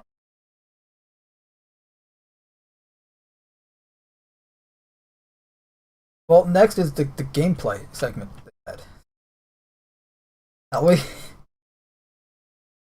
Okay, I'm gonna throw one thing out here just to get rid of it. Overall, how do I put this? I won't say I was impressed, but I wasn't disappointed is a better way to put it. Like it was good, but in general, I've never been really impressed with their gameplay loops just because of they always seem so canned and produced that it never feels like gameplay. It feels like somebody giving me a show. I don't mean that in a negative way. It's just like I understand what they're trying to do and they did a good job of it. I've just personally never been impressed with seeing seeing a canned episode as, hey, look what you can do. Like it just does, to me, it never connects. And one of the frustrating things about this specific one was the guy kept panning the camera up. Yeah. Like, obviously he wanted to show off the clouds and the lighting, but it was like to the point of you're like, dude, I get it, but show me what's on the ground. Yeah. That's the thing. That was my problem with this demo, is that it was a lot of look at this versus just showing us, Yes. I agree. but that was, I gotta say, that's really my only major negative on what I saw, was just the way honestly, it was presented. I'd say that my negative was that, and the kind of just the. I guess maybe this is just a nitpick more so than like an actual negative, but because I don't know, it wasn't as bombastic as previous years. Like obviously they showed off clouds and flying through the clouds. That was the big thing, along with the new outposts and stuff. But like they didn't show off any new gameplay. Like no new gameplay loops. It was existing gameplay. I'm not sure I agree with that. I mean, they showed going in peacefully, they showed an aggressive, and then they showed a sneaky approach to gameplay. I mean, But I mean the there's no gameplay place where you itself, can like do any of that. FPS combat we have, the buying stuff in a shop we have the. They showed off using the cutter. things in the world to get around in the world, like putting stacking boxes. Oh, so I'm you can not. climb on I'm them. not saying it's all bad. I'm just saying that it wasn't as. I guess it just wasn't as bombastic as previous years as well. You were Well, you're just saying that they didn't have as many new things to Yes. show off. I agree with both of you, but I also think, and this is something that I was kind of trying to put my finger on it, and somebody else on a different show actually kind of, I think, put a finger on it pretty well, which is, I think a lot of people were expecting kind of what Mando's talking about, like, show me the new stuff. And I think this year was more about not so much new stuff, but the linkages being completed between the things that we do have that were independent previously. I think this year was more about saying, like, hey, we've taken the stealth movement and interactions, and now it's actually being linked into, how the AI respond when they do detect you, kind of stuff. I did Whereas like that. How some of the AI are just like arms up in the air, like don't shoot me, and like cowering in the ground. How they're linked into the response, like those are all connected now. Whereas before, the AI would have just been like, "There's a guy here, I attack." Yeah. It wasn't. It didn't. You didn't have that interlinking of everything, and I think that's what this year was more about. And I think CIG could have done a better job of explaining that as an overall concept of what they've been working on. There's one thing that they did not show off at all in terms of like actual gameplay, and that's medical stuff. True. Right, but I want to say they've been talking all about that in previous weeks. They've been talking about it, but they actually haven't shown it off. You're right. Yeah. Yeah, I agree. That's an interesting one. I haven't been in the PTU much because it's pretty rough right now, but medical gameplay seems interestingly complex right now. Like the different stuff that you can do with the injector tool. It's interesting. I'm looking forward to it. I heard somebody describe it as, this is the first time that a tier like 1 thing has been brought into the game that in the gameplay feels like it's already at tier 2. Wow. I saw an image that shows off all the new drugs and what they're supposed to be used for and stuff, so I found that helpful. I'll put it on the screen after this, but by the way, the flying through the clouds here. First off, we got the 400i confirmed, all that. Yeah. Ship design, aesthetic, exterior aesthetic, awesome. Looks sleek, nice. I like the profile. I was impressed with the metal and the wear and tear, which they commented on. Which was interesting for an Origin ship, but yeah, I really like that design aesthetic, and I also love how it kind of looks like not the bridge, but the dining section of the 890 jump. It looks like that section of the ship kind of just detached. And I like that. I like how that's how this ship looks. It has because it shares that design, that design language with the other Origin ships, but it puts a new spin on it. And I love the engine design. The major vibe of the Star Wars ship. I was gonna say, from the outside, it looks like the kind of ship a Sith would drive. Yeah. Again, I I love the design of it. I love the chromatic but really weathered, dirty metal look. Like it looks great. Obviously, everything that I've seen. Yeah, I was gonna say he just flies through the clouds here, and that's what you're talking about before when he's flying through the clouds. Yeah. Overall, for me, it's a good ship. It's not my personal taste of ship, but it's very close. Like it has a lot of certain aspects that I'm like, that's cool. I like that. But in the overall, my overall opinion is kind of like, no, I'm not gonna buy that. Like it's not. If I get it, I'll get it in game. Yeah. Oh, absolutely. But even in game, I'm kind of like, I think I would still go MSR. But that's okay, though. Yes, absolutely. Yeah. That's what I was getting at. Is like that's my personal opinion. But overall, it looks like a very good ship, and the stats that I'm seeing on it, and what people are describing it's designed to do, like its defensive zones and its speed and its cargo and all that, like it makes sense, and I think it's going to be popular. I think it's a good ship for the verse. It's just not my personal. Well, the thing, it's just more variety. It doesn't necessarily need to be the best ship ever. It just needs to be fun and usable, really. And it seems to be hitting those points for a lot of people. So I thought it was a good ship. Yeah. Honestly, we got so they come in for the landing at this outpost. They talk about and show off how large it is and how like you pass the comm tower and still flying in a few hundred meters and then finally land right outside the buildings. It looks great. I think I'm not a fan of the way that nose like thing sticks down off the nose. If there's a way that folded up, it would probably change my opinion of the outward appearance.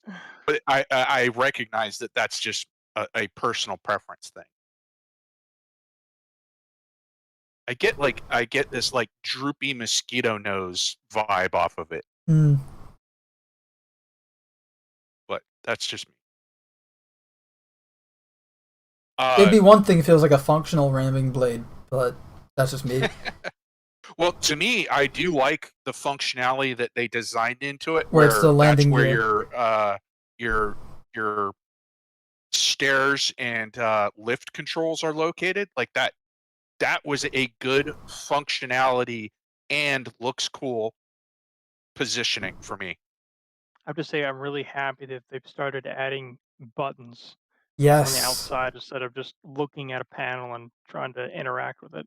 Yes, agreed. I hope that they fix that with the because the Cutlass, the interior of the Cutlass has all the tactile buttons for the doors. They don't currently work for the ramp, but they still work for the side doors on the Cutlass Black. I hope they fix that. Yeah, I like that they're designing actual buttons that. I mean, eventually, every single door in every ship should have a button. They should have an open, close, and lock feature. Yeah. I would actually like to see a capability to do it through your mobi-glass as well, though. But only if you've done it. Well, caveat to that: only if you set it as a feature, like when you first buy the ship, or you first get in the ship. You like open your mobi-glass and basically link with your ship, and maybe that gives you that capability. And here's the reason why I think that would be good. You're in your car, you're racing up, and you're trying to make a quick evacuation. Do you really want to have to stop, get out, run up to your ship, open the ramp, run back, get in your car, drive up the ramp, park your car, get out, close the door? Or do you want to be able to be driving, bring up your mobi-glass, hit the exit button on your ship that you're linked with, be able to it drops down the door, you're able to drive right in, look at your mobi-glass, close the door? I don't know about Mobi-Glass. I really don't like having to bring up my arm every time I want to interact with something. I'd rather be connected through like the vehicle Right, like Okay. maybe than even maybe a one of the display MFD or screens something. on But the vehicle. I do agree with you that it would be nice to be able to open a ramp or I automated was thinking maybe through automation instead or you can have something where it's a subcomponent on the ship that you have to purchase. This way, it's a Yeah. something that you have to go out of your way to buy so that you can do this.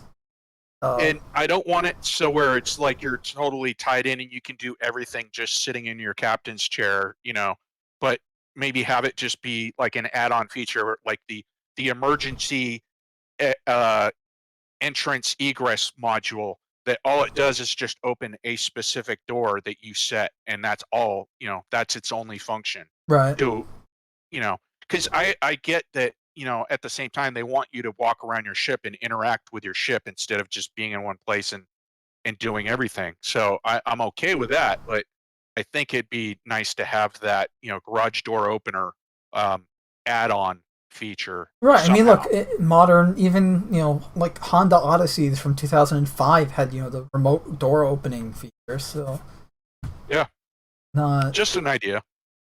no, I think it's a good idea.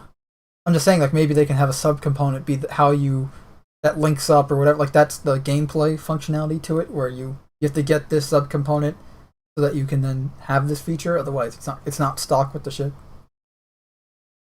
Yeah. Yeah, I don't know how to properly go about it, but it'd be interesting to see them That's you know, for CIG, put a not little us. thought into it. Also, before in the gameplay demo, they had the guy that put his hand up saying you can't go there, saying if depending on your rep, with the location and the people there, you won't have access to certain areas. Yep. And these airlocks look great. yeah, they look really nice. I love the Oh, little yeah, that window. was something I thought about earlier, and I want to make sure I didn't miss on. Seeing those windows in the door locks, I was like, finally. I know, Because to right? me, it was that like we've talked about before. It's that functionality. You want to see who's coming into your hab, Yeah. while they're in the airlock, and when you're the person in the airlock, you want to see what you're walking into. Totally makes sense. Like Yeah. that, we need more of that. And you have the NPC here.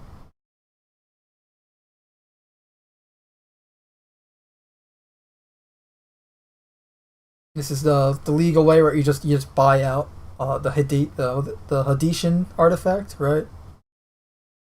Artifact from a dead civilization from Hades, the Hades star system. I'm gonna have to go in about 15 minutes. All right. Don't leave me alone with him. But it's a very essentially the mission is retrieve artifacts. So you buy it, Yeah. and they had the just steal it and then shoot your way out.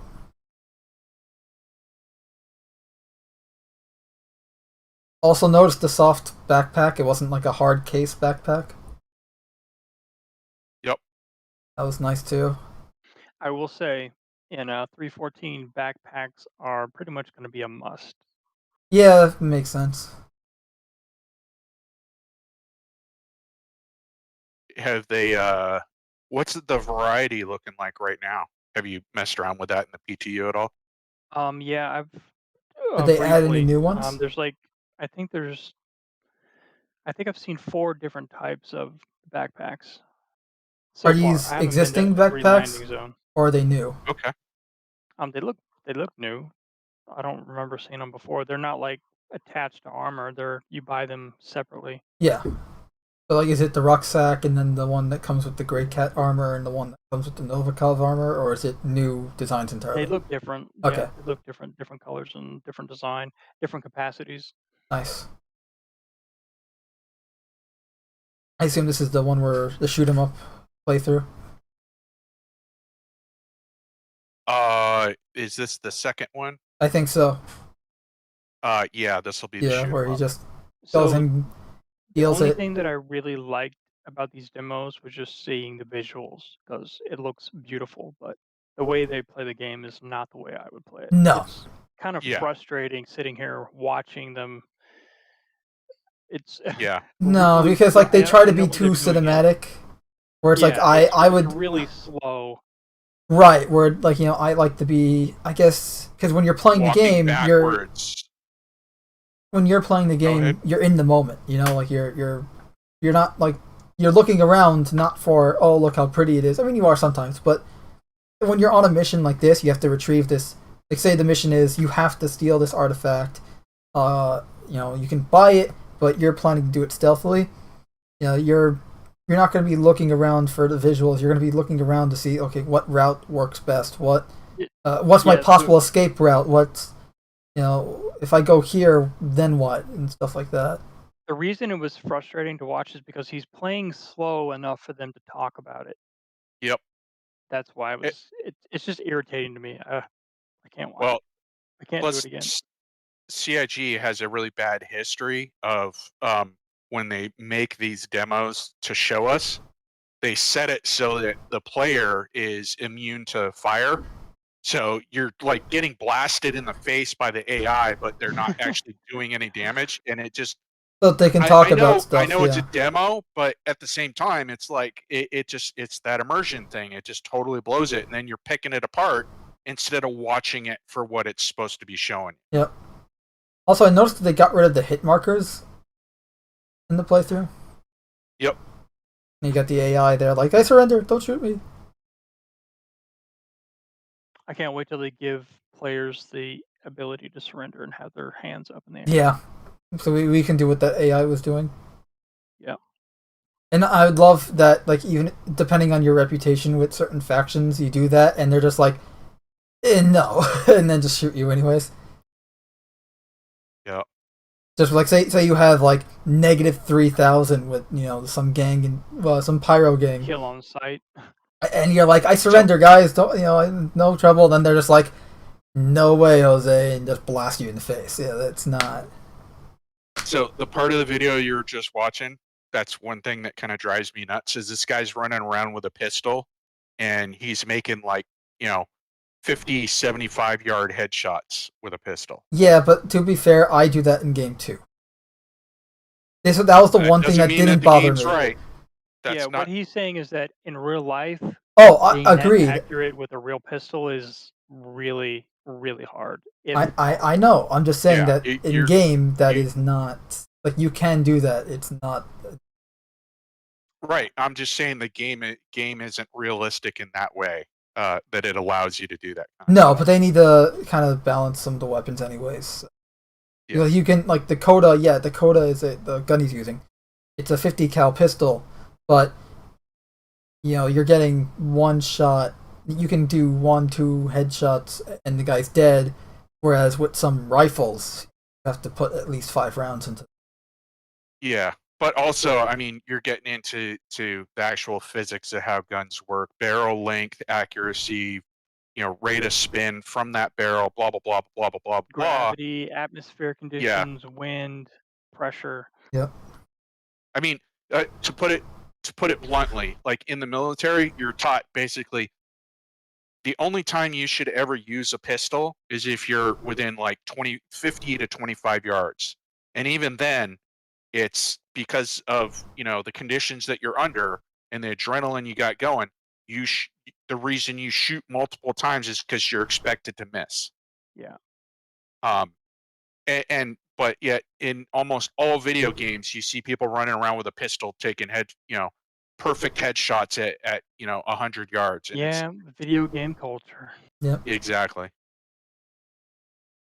I blame Halo. I think Halo was the Halo CE's Magnum was It was essentially it was a 50 cal rifle in the form of a pistol. So it was automatic too.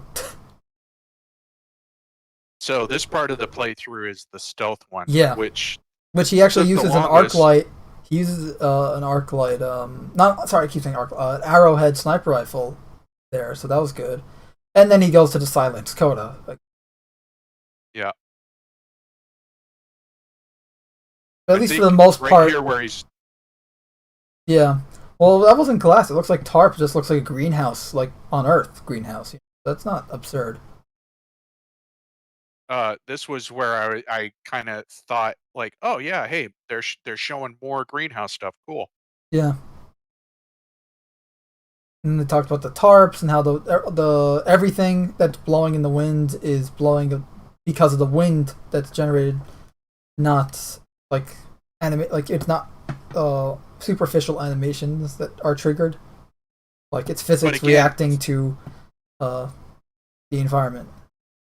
Throughout this whole gameplay, it's like he's constantly focused on up, and like, see how I guess, how do I explain this?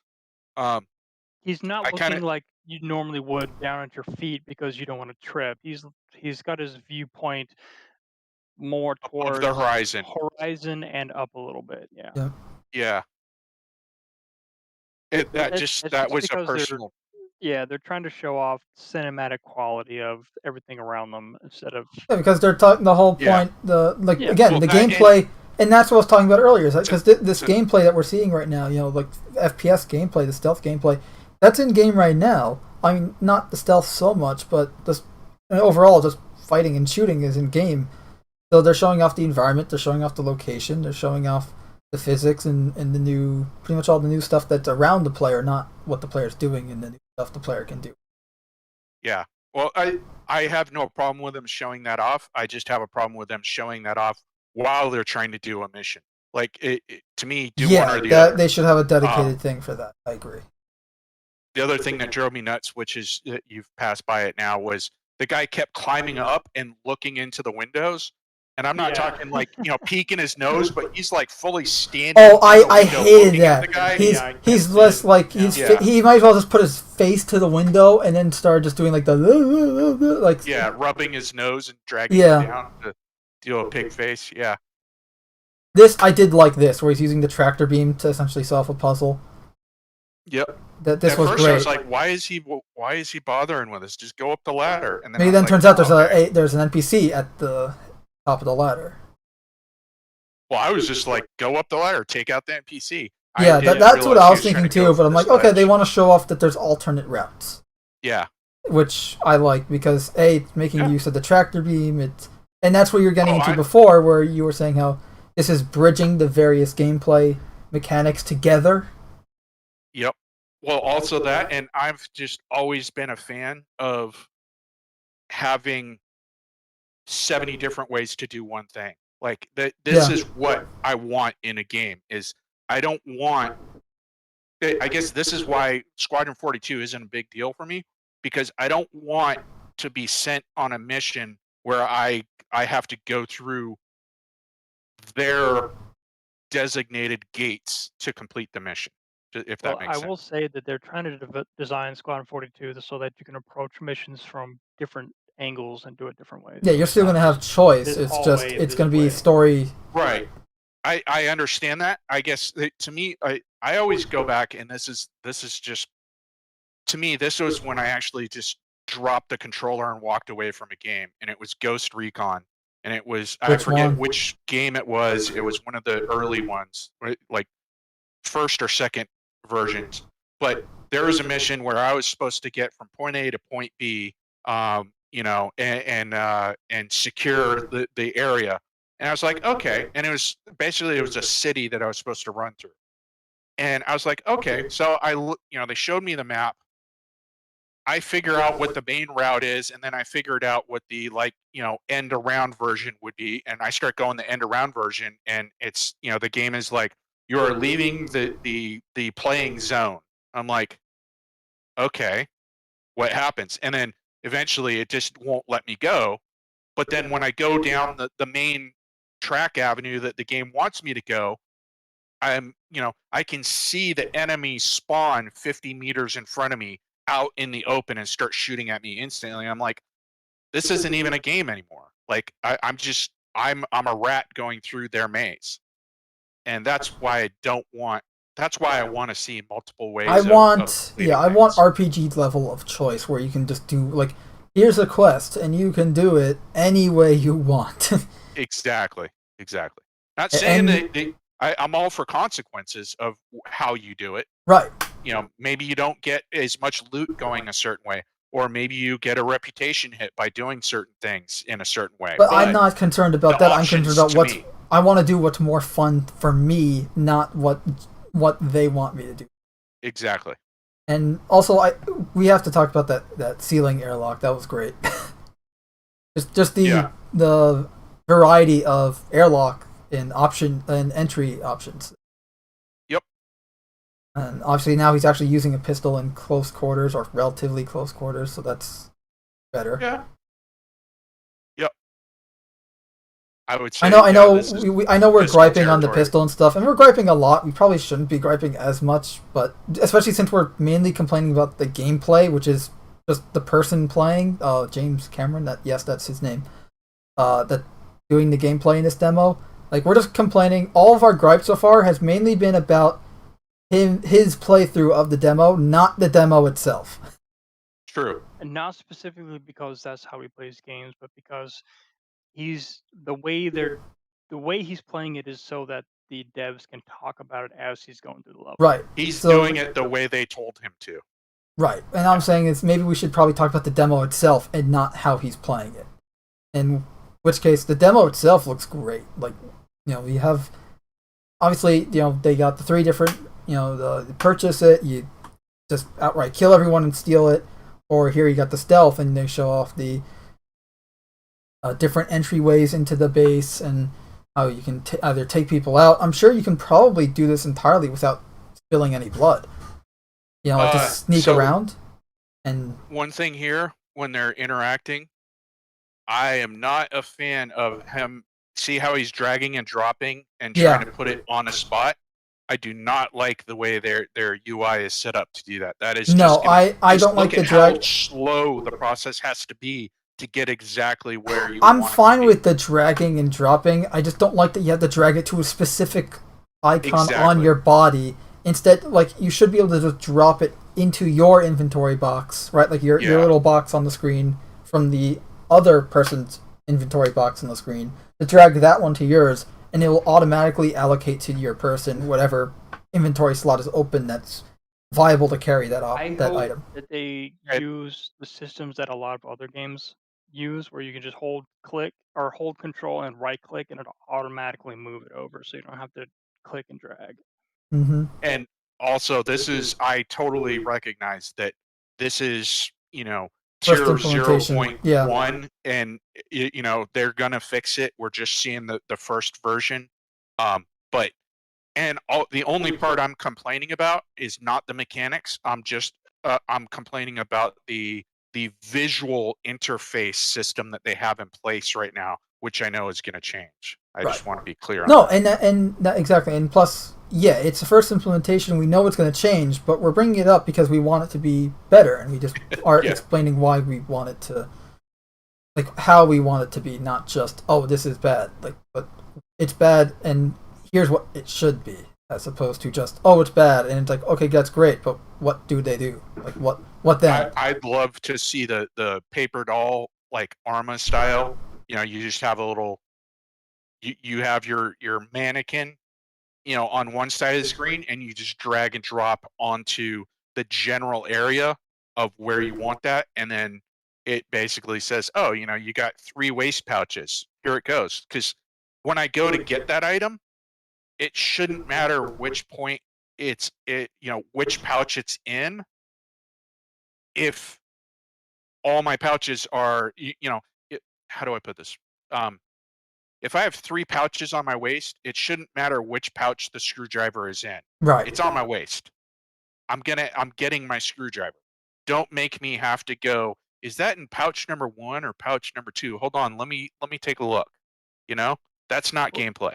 I think the reason that is set up the way it is right now is because those are the item port attachments on the rig itself. So in the future, maybe they can smooth out how it gets added to each one of those separately, so you don't have to mouse over individual spot. Because right now in the PTU, getting it to the right spot specifically is hard in some cases. So yeah, that needs to be worked on some. Okay, he was standing when he did that. When mirrors actually work, that entire segment shouldn't have just worked there. But He's a vampire. yeah. But that's again my point is like if you're crouching and you do that, like and say the AI is too busy doing whatever it is, so he doesn't see you, no, or he doesn't hear the door open because the water is running. Like you can probably do everything that he's doing right now without having to kill him. Do a whole non-lethal playthrough, which again more options. Yeah. Want to do a non-lethal playthrough? You want to do a lethal playthrough? Want to do like a Hitman Silent Assassin playthrough? Yeah, I'll catch you guys later. All right. Now, so here he's changing outfits, and what I liked about this is kind of like, okay, so if I wear the outfit of the enemy faction, can I just blend in, or are they gonna know? I like it, but I would also like to know that there's a feature where like the closer you get, the higher the chance of them figuring out. Right. It's not you're not one of them, but maybe if it's you stay beyond 10 meters, you're okay, or you stay in non well lit areas, that increases your or just chance of not in success. direct visual contact with them, like where they're just looking straight at you for say it's a timer thing, like they look at you for more than insert time here that's more than 5 seconds, because if it's 5 seconds you're not going to be able to walk through a room, but if it's more then you have some leeway there. But say it's something like that, you can then you can have that where it's okay, like you're in this outfit, they think that you're one of them, but then if you're standing still in their view for long enough, they'll go, hey, wait a minute, you're not one of us. And I love the plasma globe here. Yes. I actually have one of those, and it's actually, I saw that, I'm like, oh hey, that's really cool. Because especially since it looks great. Just a little neat surprise. I wasn't expecting it. Nice. Also, really, 1, 2, 3, 4. Someone better tell him to change the password on his luggage.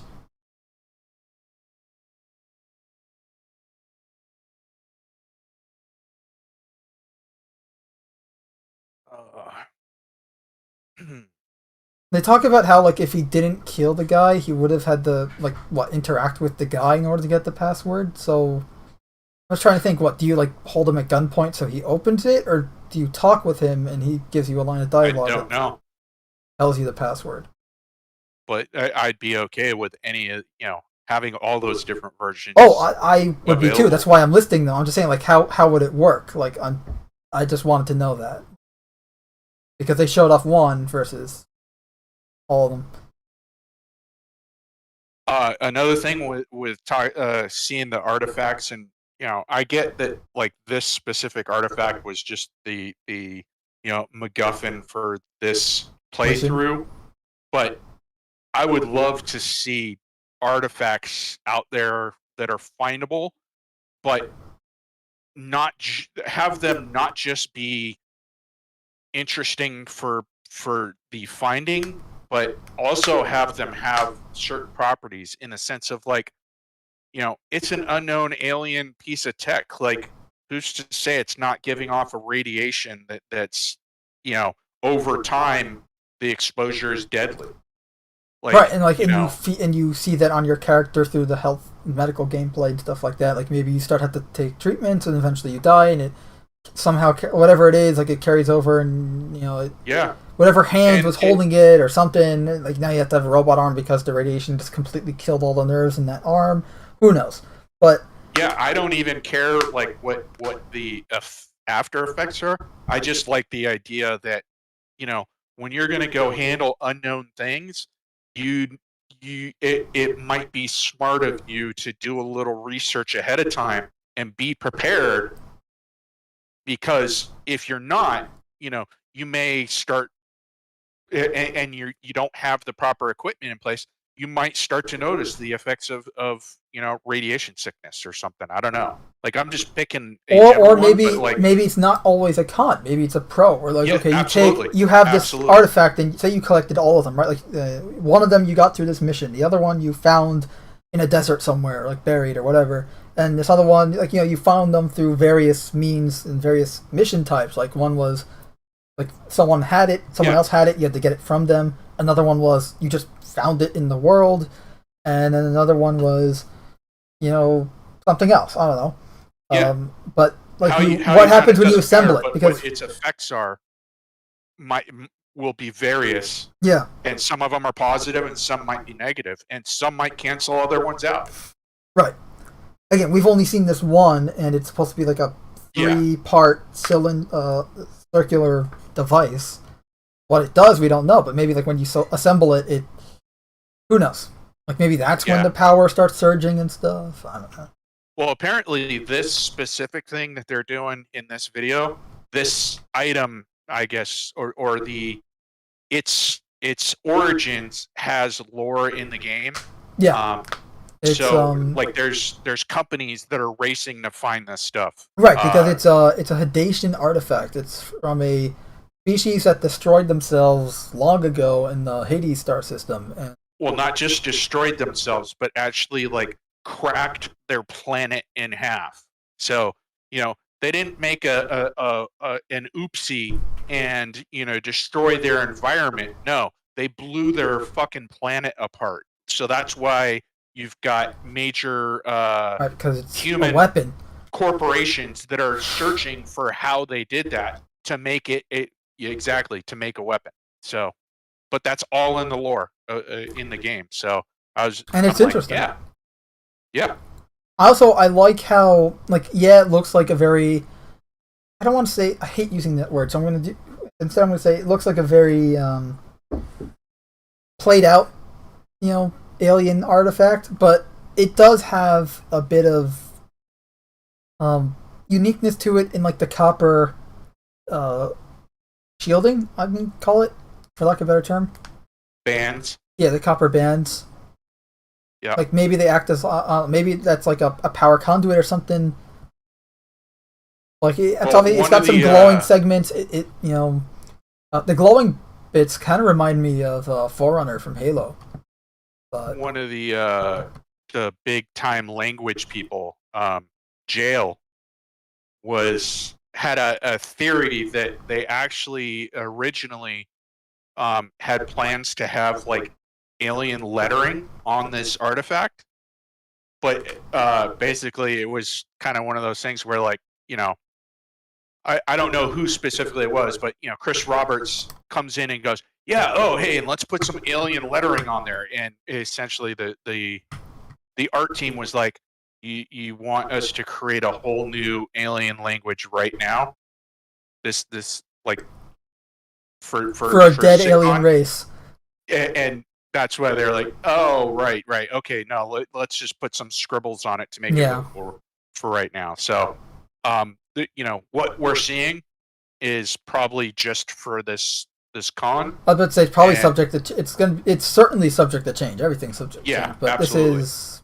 probably a placeholder model for what it'll actually be. Like, I'm sure the shape and design will probably stay the same, but like the symbols on it, because those are honestly the symbols on it is the easiest part of the model according to them to change because of how they did it.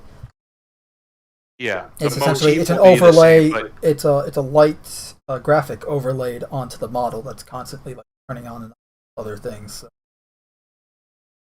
Here's your 400i. Yep, got the X1 bay and all that. I would say probably like if you had to compare it to a ship, because everyone's comparing ships to ships. That's just how it is in the Star Citizen community. Yeah, I would say it's most comparable to the Freelancer, the base Freelancer. You think so? Not in weapon. I lean more towards the Connies, but well, in terms of size and stuff like that, I'd say the Freelancer, just because it's a little smaller. Gotcha. So we got the ship talk. I unfortunately haven't watched all of this yet, so I'm just gonna put this in. this is where I wanted to say, the guy on the left, I'm really bad with the names, but so go back to the beginning. Here. You just had them all up. That guy right there. He's overall responsible for the art of all the ships. And by the art, I mean like, okay, guys, it needs to look like this. Whereas John Crew is responsible for like, how does the ship actually function? The guy on the left, This guy. I always forget what his name is, but anyways, he, in general, I think what Star Citizen puts out is really good, but he has a tendency to say things that make me worried about what he thinks is important. Because to me, he's the rule of cool guy out of the three. And I guess that's what I'm getting at, is like, he seems to be the one that changes the way ships are, or decides how ships are designed based on rule of cool. And I wish that he would reel that in a little bit and go more for the functionality. That was the one thing I took away from not only this show, but things he said previously in other shows. I'm not saying like he doesn't do a good job, or they're not putting out good product, but I think he's the reason why we have some of the minor problems that we do have.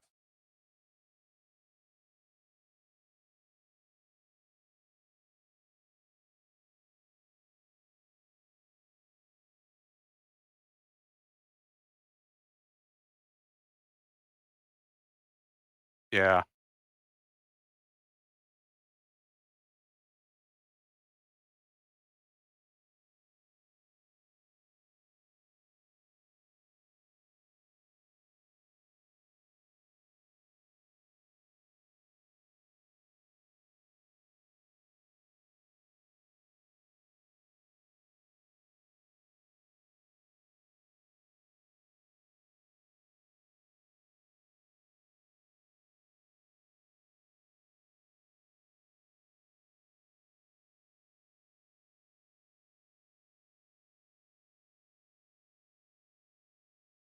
Yeah, there's one problem that I'm seeing with this design, and it's not even how do I put this? It's not even a design problem. It's a perception problem of the people who want to use it, which is, to me, this thing is meant to literally pick up your vehicle and transport it to a location beyond the fuel, the realistic fuel distance of your vehicle. In other words, you need to take some fighters and tanks to a destination that's beyond range, load them up on this thing, and it'll get them there. But I see a lot of people complaining about the way that it's designed. But think about, like, to me, the way it's set up is it's meant to take some armor, like ground vehicles, and a couple of fighters for coverage. And in that sense, it being open makes sense, because as you're coming in, you launch your fighters off, and then you land that thing and put your ground vehicles on the ground with your fighters providing the coverage. So the design makes sense. But I think a lot of people don't see it that way. They're seeing it as like, how do I put this?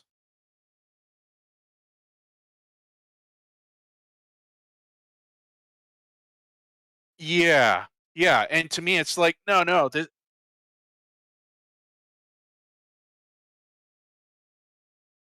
Well, not only that, but like, you shouldn't be landing the ship on the ground if it's taking fire.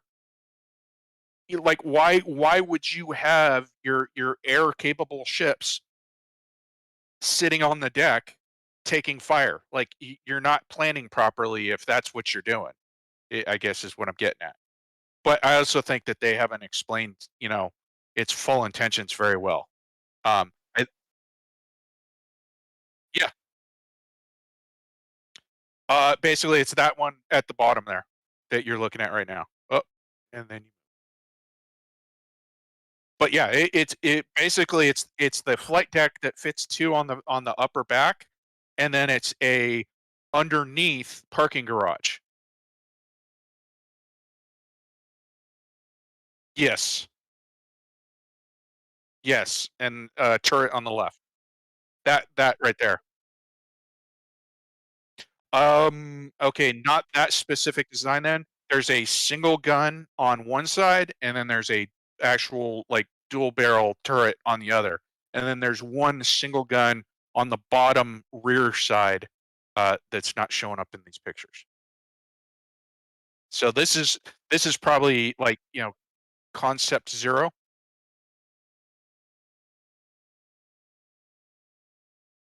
Yeah. Yeah, it was on, like, 3 seconds after they started talking about it.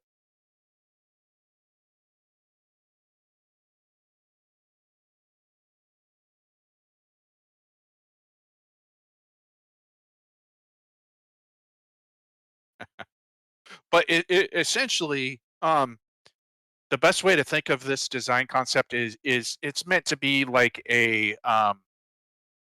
kinda like a World War II Higgins boat. So it's gonna bring some troops in, and it's gonna let you have some minor air cover over the top, nothing that's gonna kick everybody's ass, but give your guys a chance of success. Uh, you could go to the, holo viewer.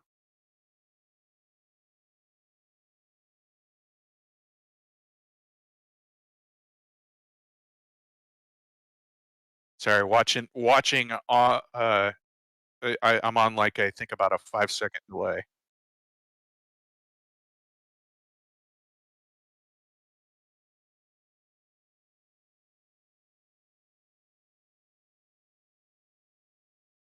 And then if you look on the bottom tail end, you'll see another single weapon. That's what nobody understands because they're saying it's right now they're saying it's a crew of 2 or possibly 3, but then if it's 2, and I guess they're not being clear on that yet. So and people are saying, well, if it's 2, then who's firing those 2 remote guns? Like, how is that being done?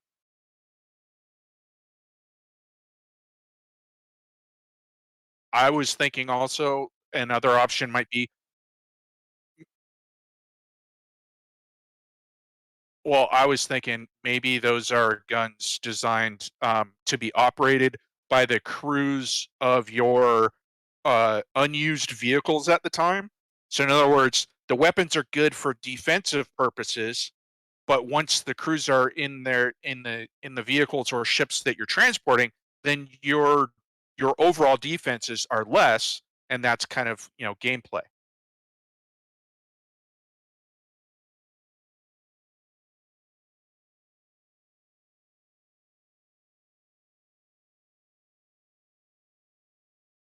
Yeah.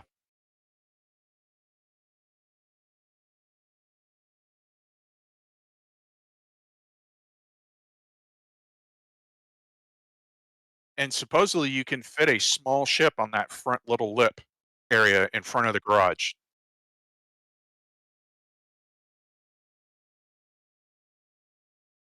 Oh. And this thing's supposed to be the size of a carrack, so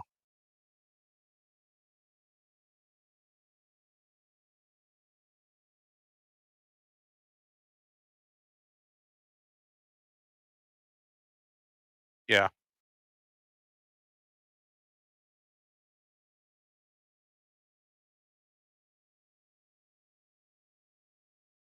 I also think that the cockpit is a little deceptive because it looks very like one man, like kind of tight, small.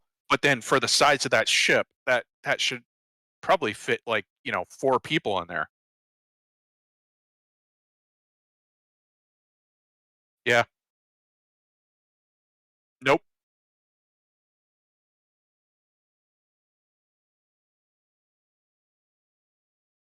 that's what people are talking about, is that's something that hasn't been explained, and people are saying, like, there should be at least, like, fold down bunk beds for the vehicle crews, you know?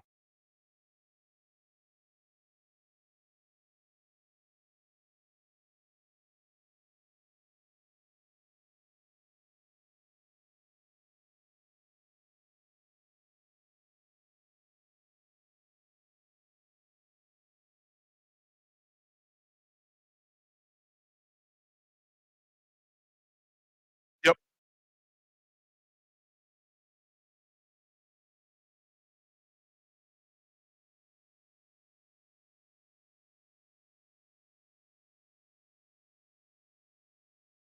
It's what we're waiting for them to tell us. So if you go back to that, to the video that you were watching, they kinda show off some ideas of what the interior was gonna be like, but then they never actually tell us which one they selected. So that's, again, this is a concept ship, so it's, yes, it's gonna be delivered, but what the final product is, that's still somewhat questionable. Um, yes, we did. Which, go.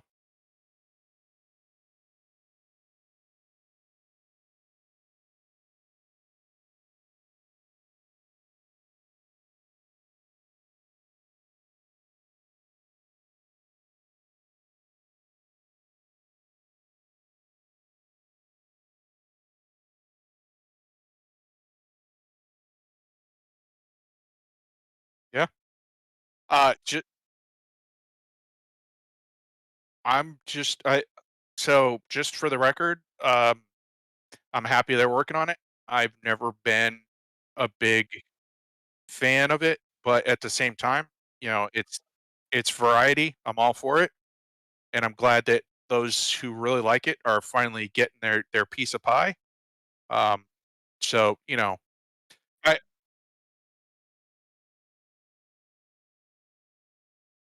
yeah,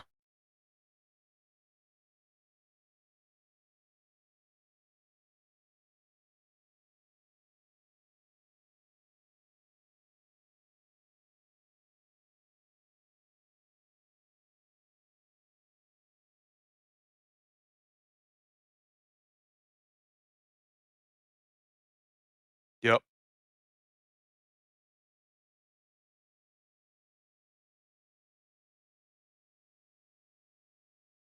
yeah. Although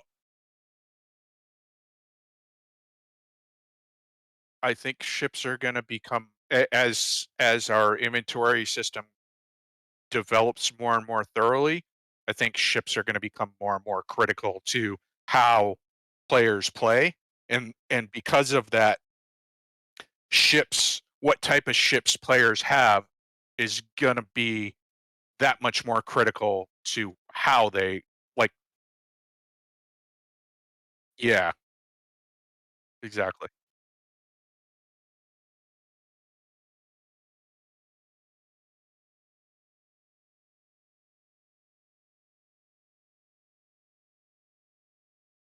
Sorry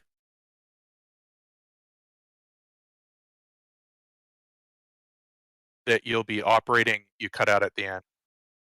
Oh, absolutely not. No, this is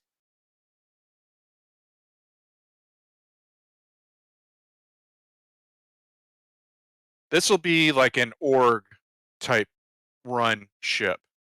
Or maybe like a small private family, you know, of like 5 or 6.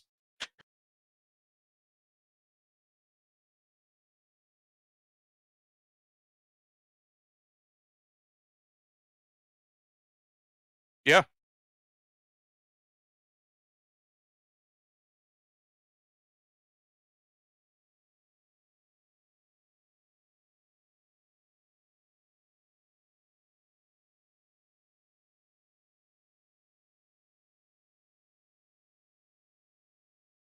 yep.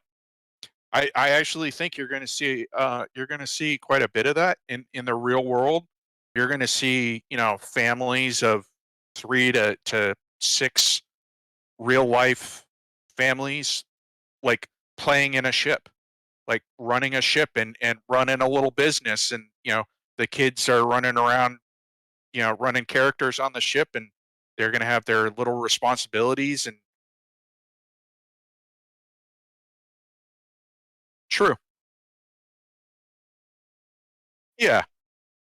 But I think this will be one of those kind of ships that is more commonly associated with that gameplay style.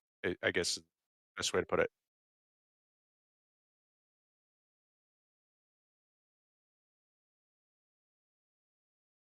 Yeah. Yep. I.e., family safe.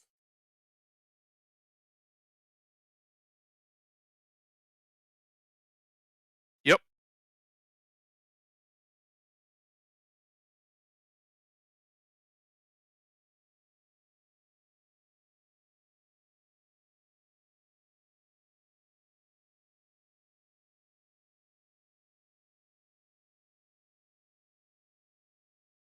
Yeah, you would not want to live on that thing.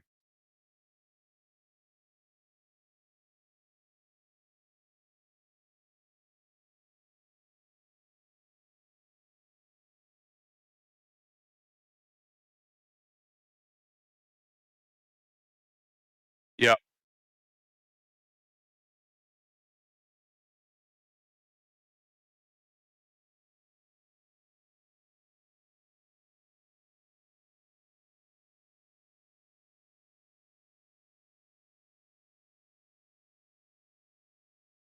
On one note, um, the one ship that I didn't see any mention of that I thought would have been good for CIG to at least mention, if not show more off.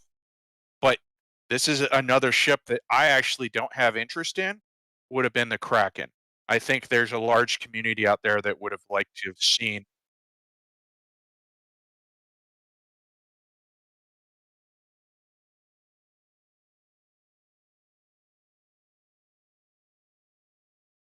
Yeah.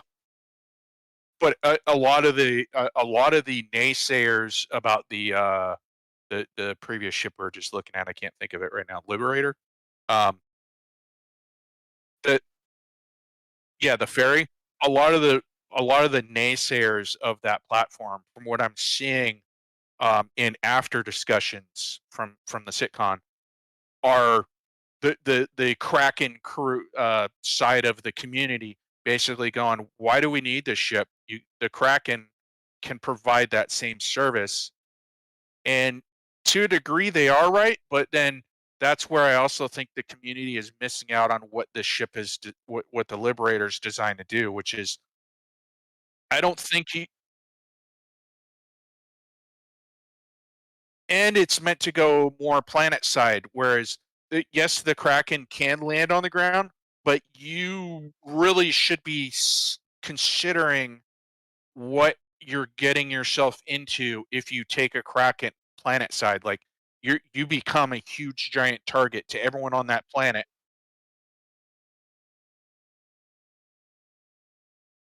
Yeah.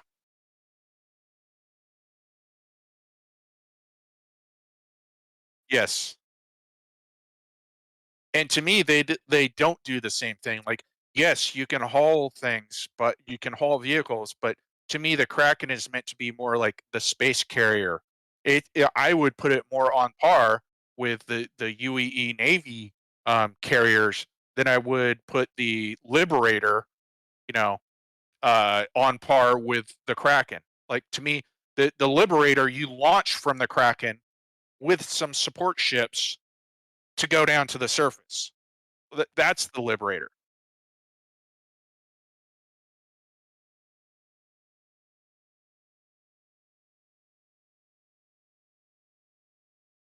Yeah,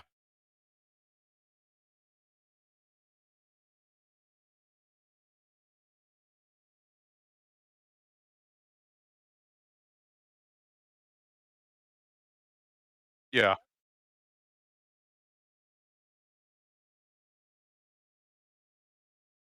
I don't know. I'd flip that myself.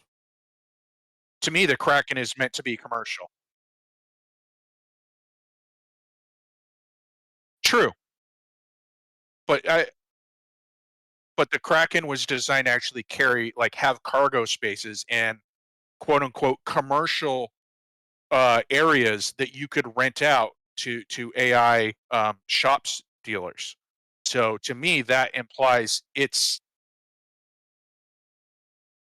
yes,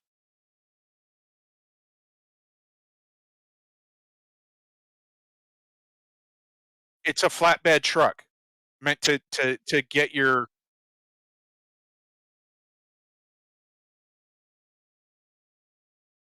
yeah, yeah,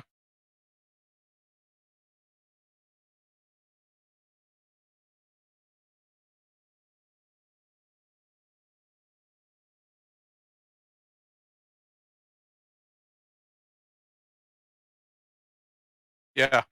No, they should all have overlaps, and it's your what do they call those things? The Venn diagrams where you have the overlapping color circles and you're trying to find, you know, where's your intersection of what you need, and is it habitability, firepower, maneuverability, speed, and you got to figure out, which which intersection is important to you.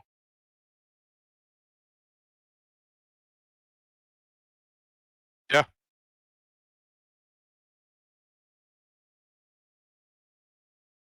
yeah, absolutely.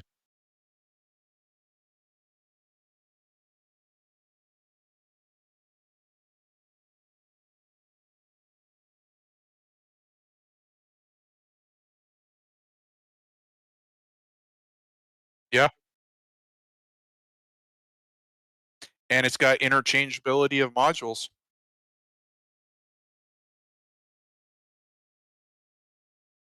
Yeah,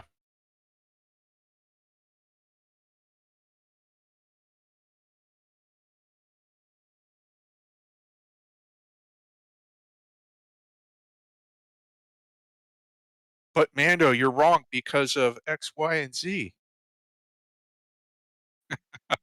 Yeah. Yep. Well, like I was saying earlier, I think a lot of people's attitudes towards that kind of stuff that you're talking about is gonna change with the with this with our inventory mechanics, because people are gonna have to change their mind when the ship that they love doesn't do what they want it to do. They're gonna have to open their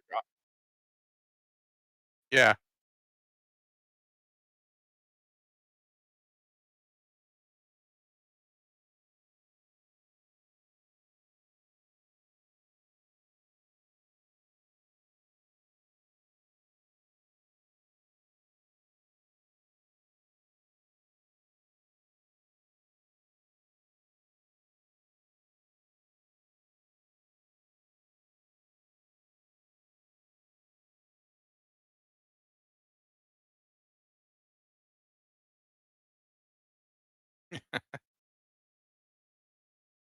yeah. But yeah, that's pretty much it for the ship show. They to me it was kind of interesting, but most of it seemed more like it was designed towards, hey, new ships. Here's why you should buy them. Which I get it. Like that. That's you know,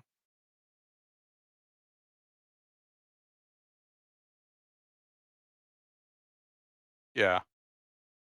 Um. Dun, dun, dun. Next part.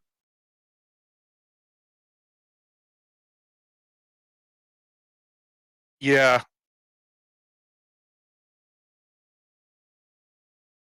I didn't see this one, so I have no idea. I'm sorry. That's up to you, Mr. Show Manager.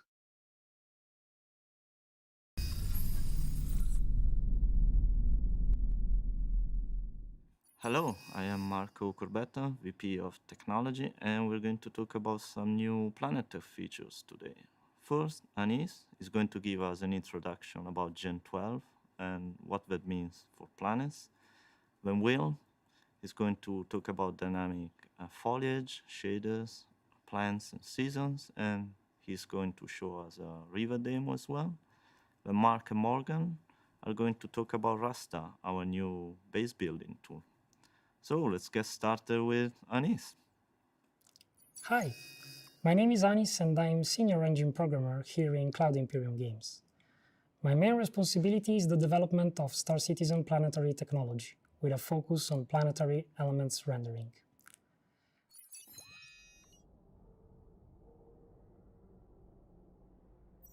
While there is another talk dedicated to Gen 12, I wanted to touch a little bit on how it applies specifically to Planet Tech. It's our rendering abstraction layer API.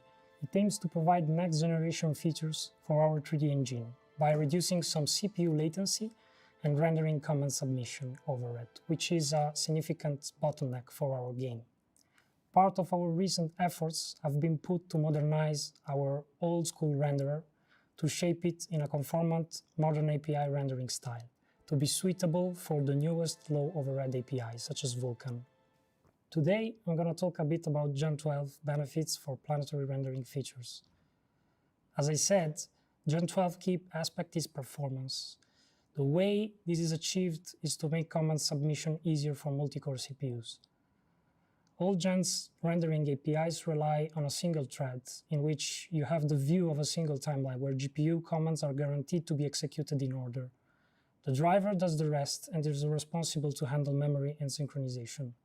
Gen 12 can scale much better, thanks to the ability to dispatch in parallel commands that are submitted from different execution units. The memory is directly handled by the renderer, and synchronization primitives are used to make sure commands dispatched in the right order by considering cross-dependencies between resources.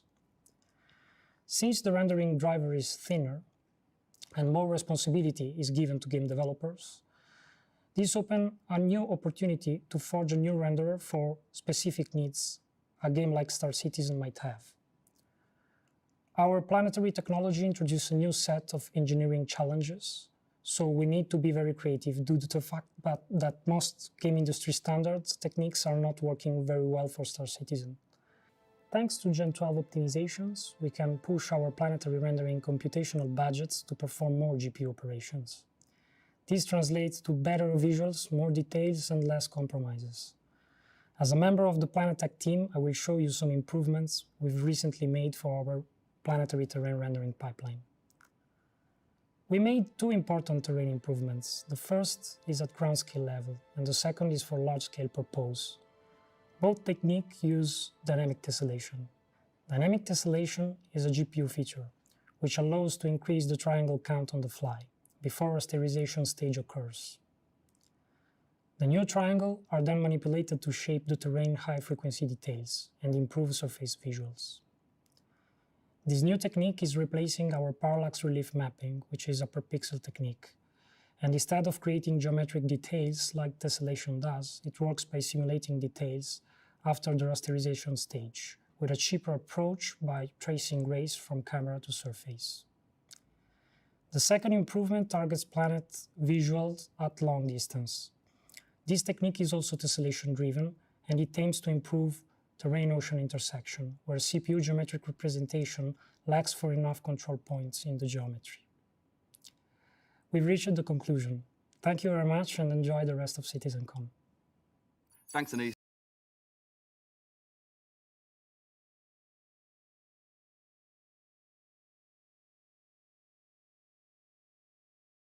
Yeah.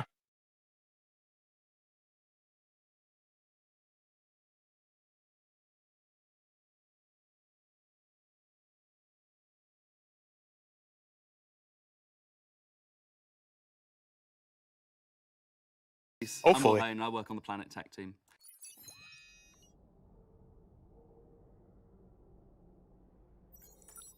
Over the past few months, I've been working on a number of improvements to our ecosystem spawning system, which is the system that spawns all of the objects on all of the planets.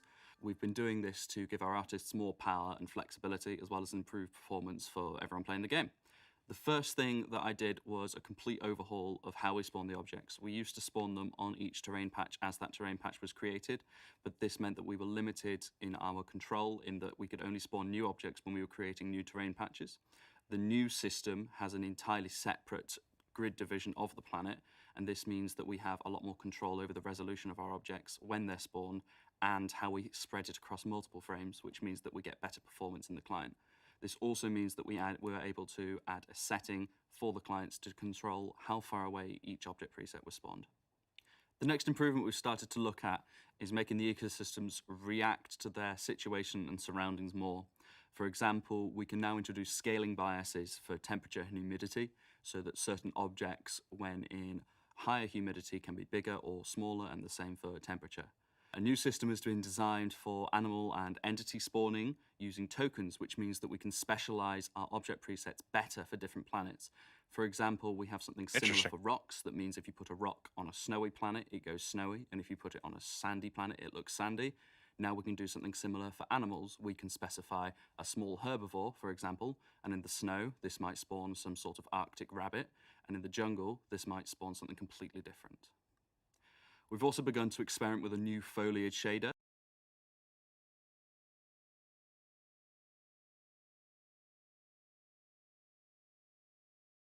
The ecosystem.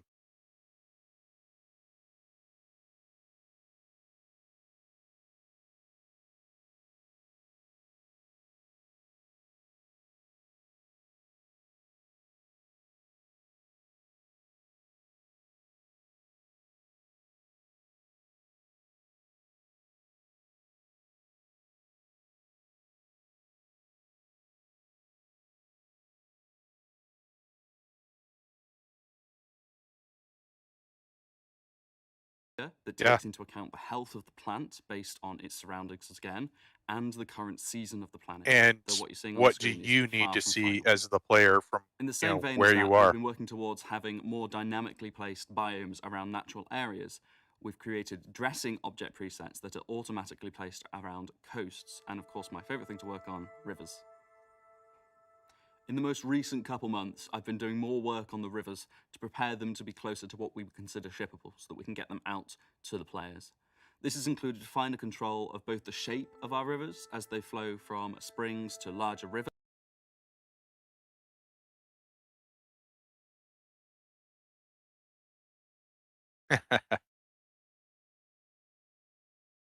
Right. Until you get to the waterfall. That spawn around our rivers, so we have control over what spawns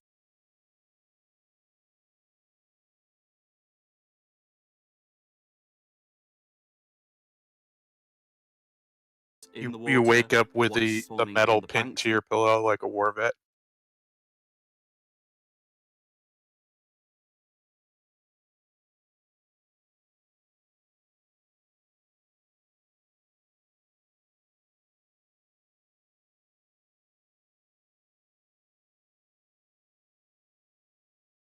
Yeah. The river I'm not. and what is spawning Water further isn't a away big and deal blending for it me, into the biome other that it than flows I through. want the The other oceans thing that we've like added functioning. as well is a Like, wet edge. I'm not saying that they're not. It's not cool. Like, sorry, it's. I'm getting distracted by hearing us talk.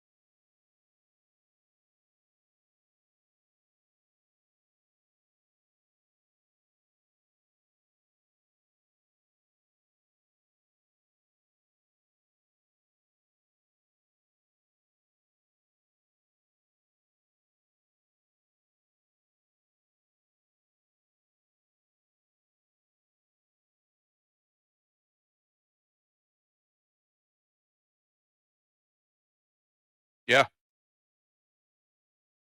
I'm okay with this is just me personally. I'm okay with the rivers and lakes being kind of like placeholders. As long as they're not scarily bad.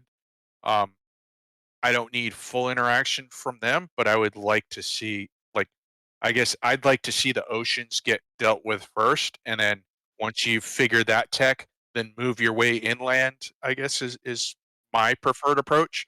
But I recognize that that's just my personal opinion, and we'll see what they do. Yeah.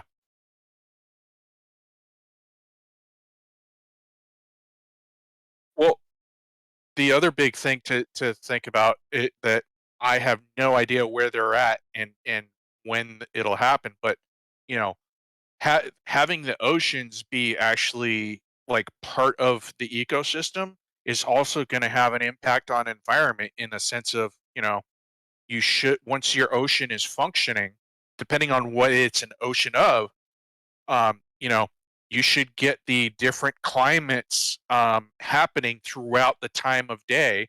In other words, you got the cold air coming in at night and moving in over land, which creates an onshore breeze, and then it cools everything off, and then the sun comes up in the morning.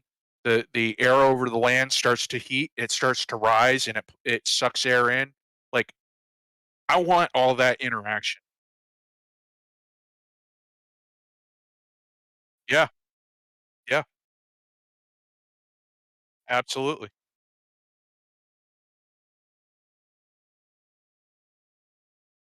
Yeah. How rough do the seas get? How big are the tide transferences?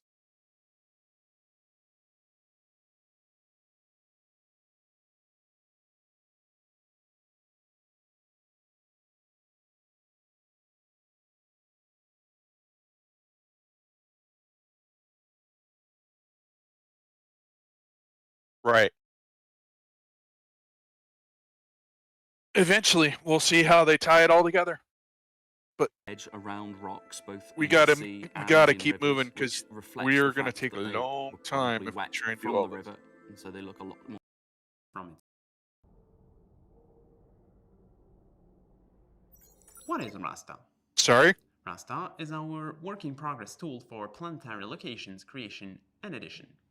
Well, I The think name that's where they're stands for talking a about how they mix can level of areas. RTS, the game. In order to do that, we use that we can then snap together. Every part is modular, Yeah. so we can interchange multiple ones.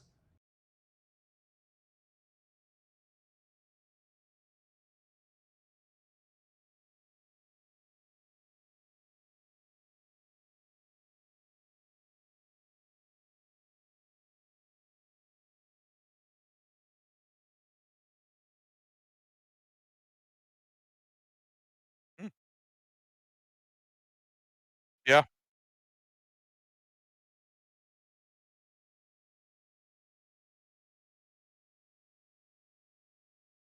right. Yeah.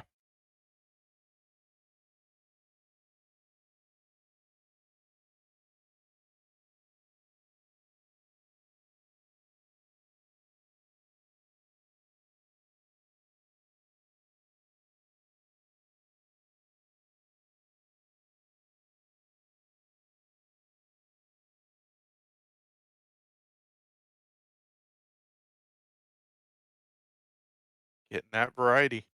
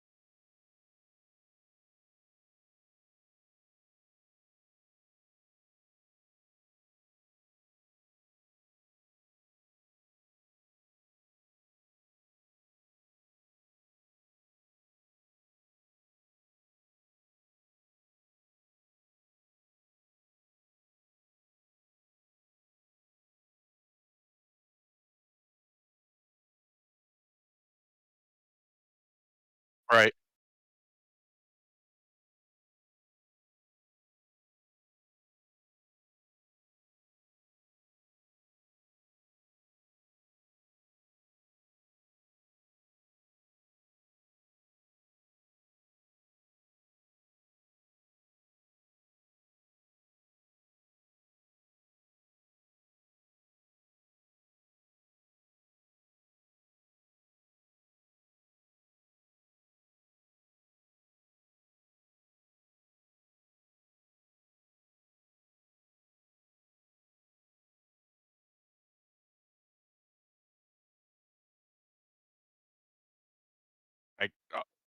I'll be right back. I gotta step away.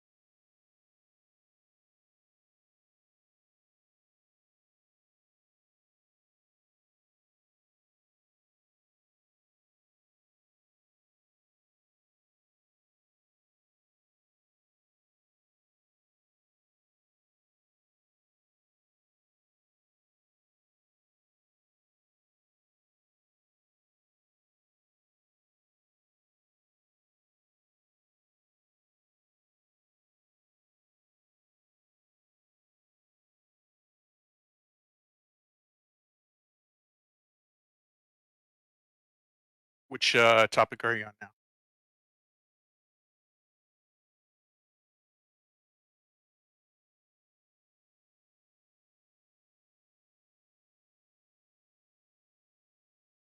Gotcha.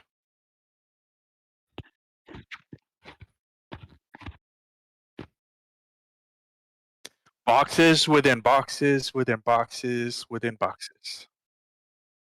What do they call? What's the Russian nesting dolls?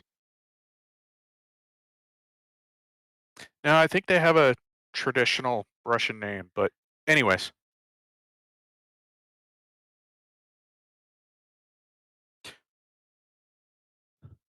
And it goes all the way down to, like, you know, the weapon light on your weapon, and then it's attached to your weapon, and then the weapon is in your hand. That really quickly, and this could all be done completely downstream of all the stuff that happened before it.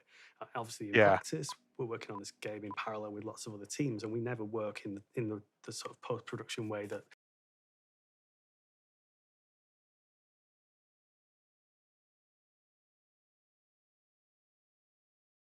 Don't forget the coloring to the hair.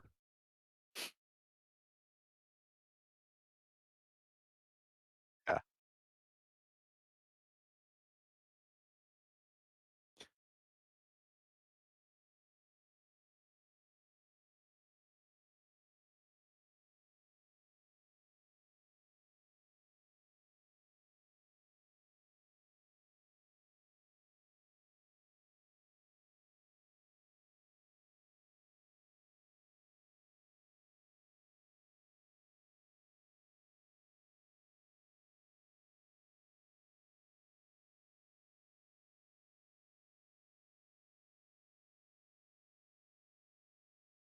Right, but also, only loading the boxes that are needed for what you as the player can see, and that's the critical aspect. Whereas most games nowadays are, trying to load 5,000 boxes at once when you only need to see 2,500 of them.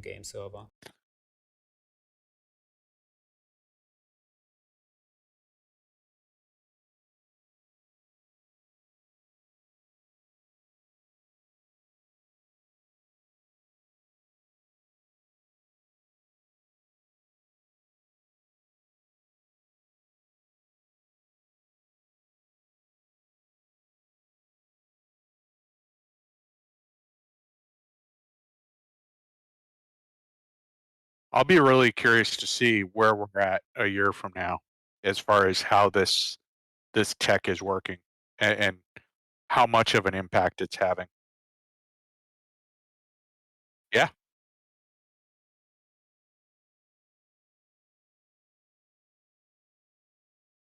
Well, I guess the way I'm seeing it is like this last year was them kind of figuring out how to, like, they had designed it, but now they were figuring out how to actually implement it. And so what I'm hoping is that next year we'll be able to look back and go, okay, now it's implemented, and look at the impacts that it's had. Now we can do this. So I guess that's why I'm saying that. I'm excited to look back next year at what they put on the table and what we accomplished with it.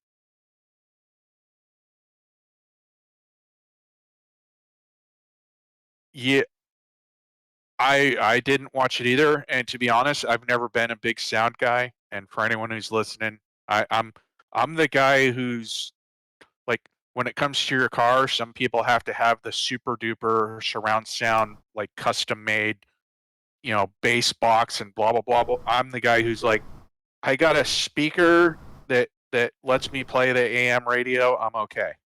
Like that. I mean, sound is important. Yes, it creates ambiance, and you need it for situational awareness and all that. But to me, learning about how they're doing all that stuff behind the scenes isn't a big interest for me. But I know there are people who really like to see this.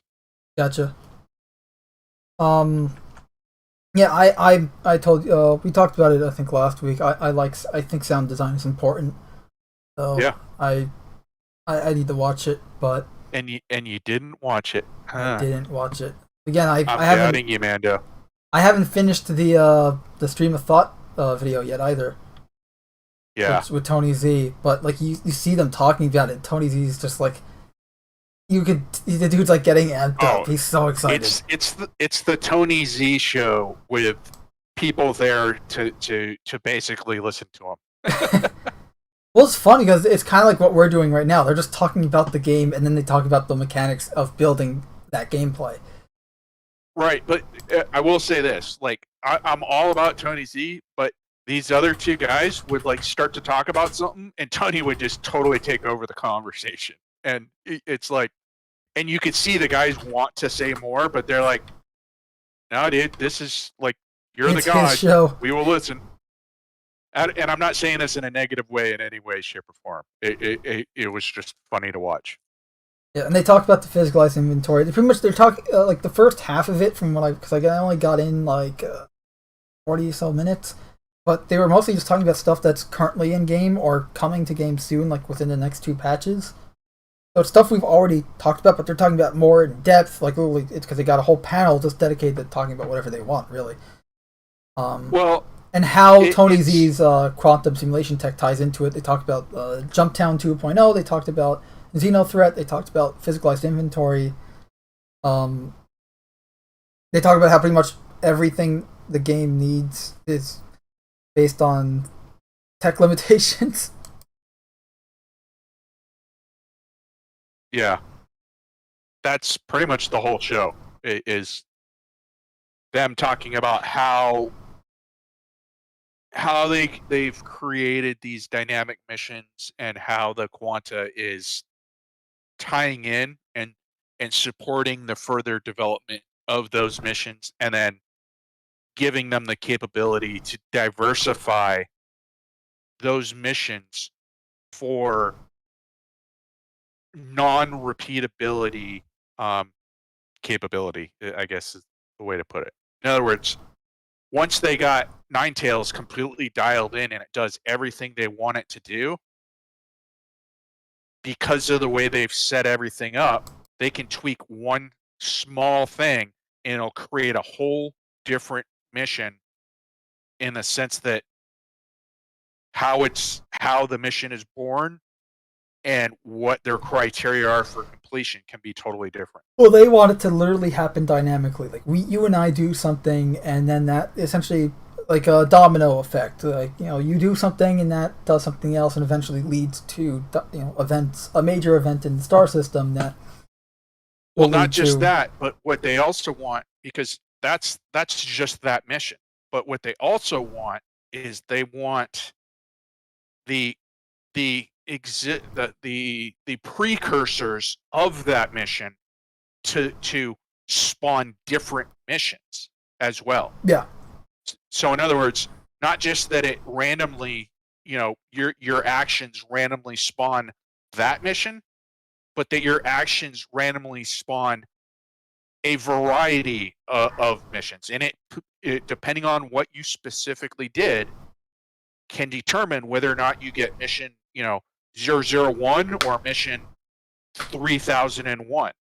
Like that to me, that was the big takeaway. Is like they're trying to get it to the point where they don't actually have to go in there and do anything. And that's the thing. Right now, they have to manually do the missions. They have to launch a Xeno threat. You know, a dev has to load up Quanta and start the mission. They want it to happen on its own naturally. They have to create the parameters, whereas what they want long term is the parameters are already set, and it's just maybe it's not even what you're doing, it's what you're doing plus what the other 200 people on your server are doing in combination sets off one tiny little trigger, and now boom, mission is out there. And they also want it where there's always going to be some kind of event going on. You're not going to have to wait for it. Yeah. It's amazing what they want to do. But there was one thing that Tony said that I didn't agree with. He was talking about Jumptown, original Jumptown. And he said that he didn't like that it was a set place that you knew about. And he said his personal opinion was that he absolutely didn't like that because it meant that you as the player had preset ideas about what you were going into. And to me, I disagree with him. I think that's what made Jumptown good. It's because you knew what you potentially were risking. Like you knew what could be there. And so it was a question of you weighing whether or not that risk reward was worth it to you. It just the way that he said it made it sound like, oh man, we're not going to see any more of those. I don't know. But other than that, everything else I thought was fairly interesting.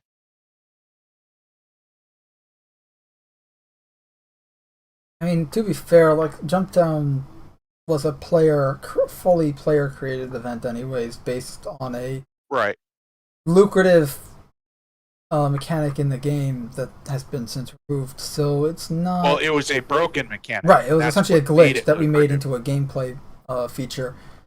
So, oops.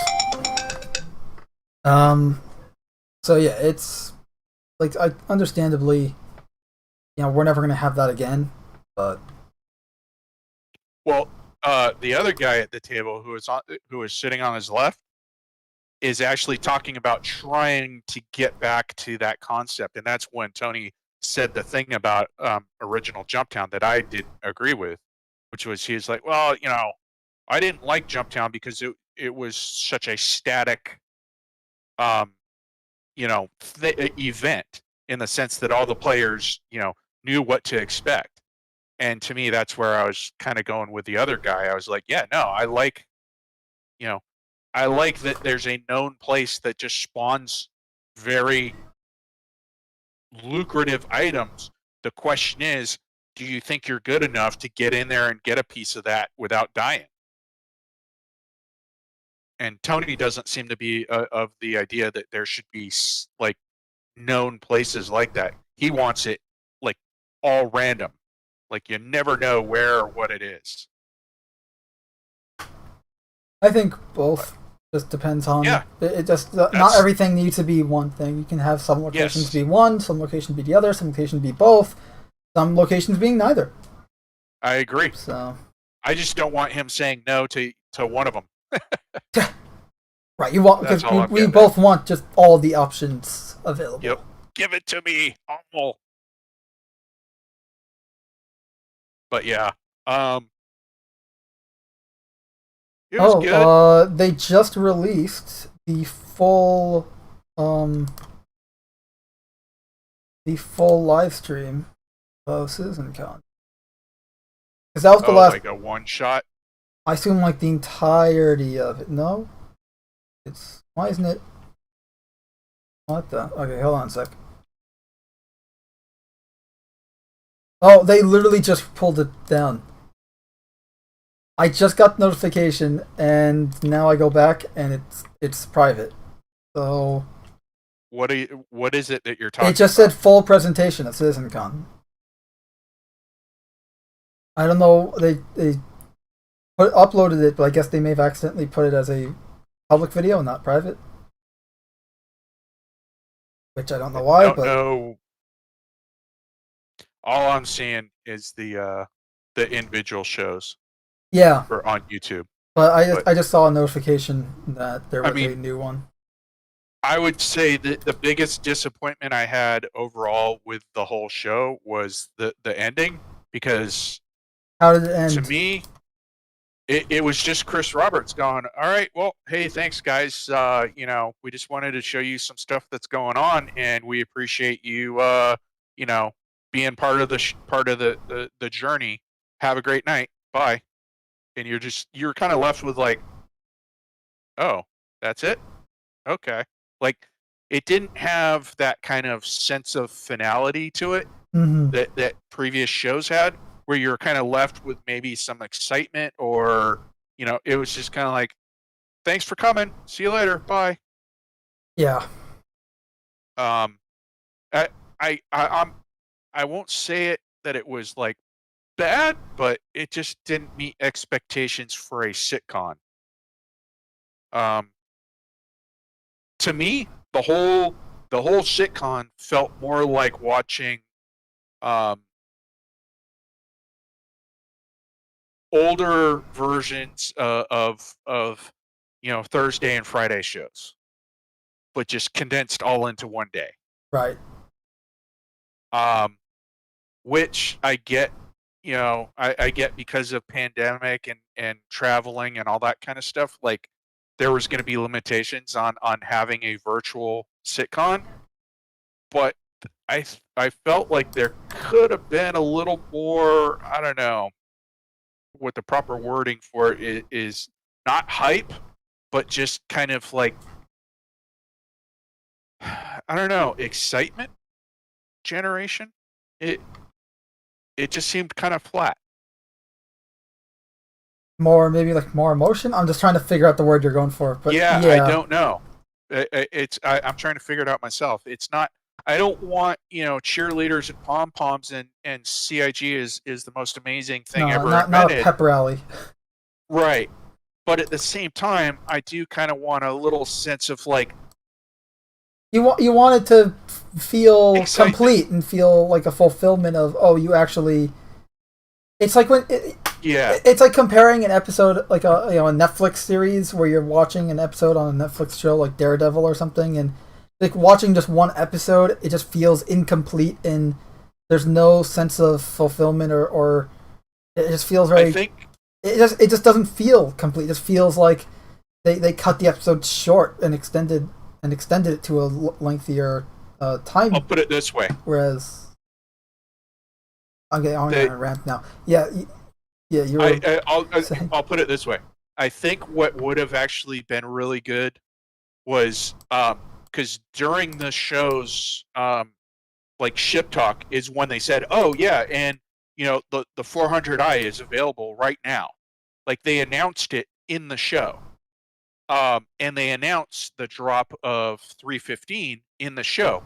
I think had they held those back, or even just reiterated on announced that as his going out, that would have been the kind of thing that honestly, I was talking about, where like you were left with like, okay, cool. Now I can go check out those ships, and 315, I need to start downloading that thing. Like, the fact that there was nothing left at the end to kind of put the stake in the ground is where they missed out. Even if it wasn't, like, say they just had it where, they had it the way they did, and then Chris said, all right, that's the end. I hope you guys enjoyed, blah blah blah, and if the 400i is at the store, the Liberator is on the store, and 315 Wave 1 PTU is finally, just reiterated on the stuff that they've already said, I think would have rounded it out a bit better. Again, I haven't seen the ending. I'm going by what you've told me just now, so you're not missing much, but it's very short. I also didn't see any of the player. I never saw any of the player made skits either, because I didn't watch the full stream. Release that, yeah. Well, obviously they're not going to release it because those are going to be on the YouTube channels of the players. I understand that. I think they should have put them together as like just a general pack of like. I'm fine with them not actually, but mostly because of. But then if you didn't see them, how do you know to go see them? Like, how do you know who's to go check out? I mean, you could just go on the Twitch replay. Okay, so only if you're in the Twitch then. I just think cross-platform is good. Like, spread the word, right? Yeah. Get these people recognition for what they create. Well, technically, if they got into if they won and it was on the stream, that's already recognition. You know? But that's just it. Like, it was on the stream only, but it's not on the YouTube. Shouldn't you have a section on the YouTube that allows how many were there to get that recognition? Sorry? How many were there, or do you not know? I don't know. But they played several between each. Oh, I'm seeing one right now. It looks like an ad for Gemini. Yeah, I mean there's multiple different ones that I did notice. Oh, that we a lot totally of would them have seem lost to be if we ended up doing it. Sorry, what? If we ended up doing one, we totally would have lost. But anyways, yeah, so overall, the CITIZENCON was good, but it was flatter than previous episodes or previous versions, and I think that they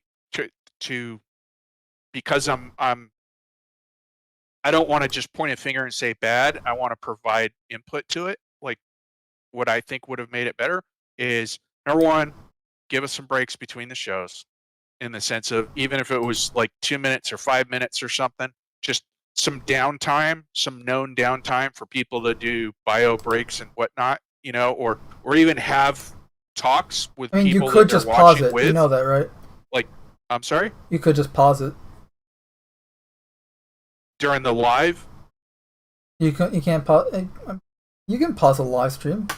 But for how long? And the fact that it's like, anyways, all I'm getting at, I'm not trying to get into like, nooks and crannies of this. I'm just saying, I think it would have been interesting if they broke it apart a little bit, gave people breaks, and if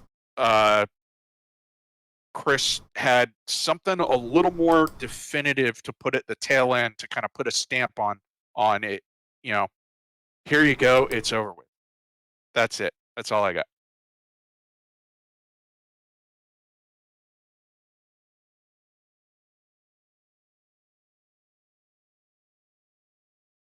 Did you check out on me, Mando? No, I was checking some of those little skits. That's all right.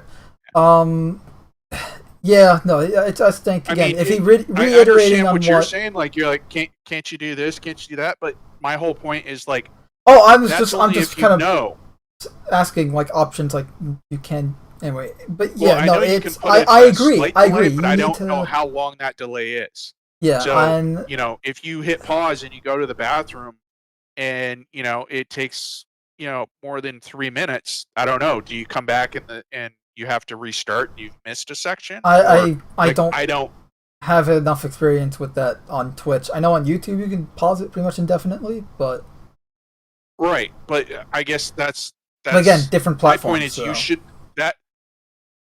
as the person who's creating the show, CIG shouldn't have to leave that up to you, the individual, to find out, whether it works or it doesn't work at the time that you're trying to watch their show. Like, that's not good.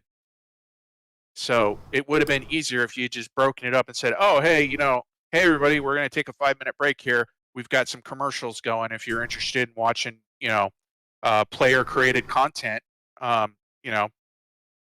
see you in 5. Like, that lets people know what expectations are instead of being left guessing throughout the whole process. That's all I'm getting. But overall, yay, we had CITIZENCON. It's over. Yeah, we got a lot of good stuff. We did a lot of nitpicking on this episode. I like a lot of nitpicking, and it probably made it sound like a lot of negative stuff. We should reiterate, it is not negative stuff. We just had a lot of nitpicking because that's what we do. It was a lot of good stuff. The clouds definitely, like, I cannot wait to have this stuff in game. Pyro, I cannot wait to have Pyro in game, be able to explore these new locations, these new outposts. Hopefully that artifact mission is real and not just a thing they made for CitizenCon. Again. I don't know. But yes, CIG does have a history of doing that, creating missions that don't exist. Yep.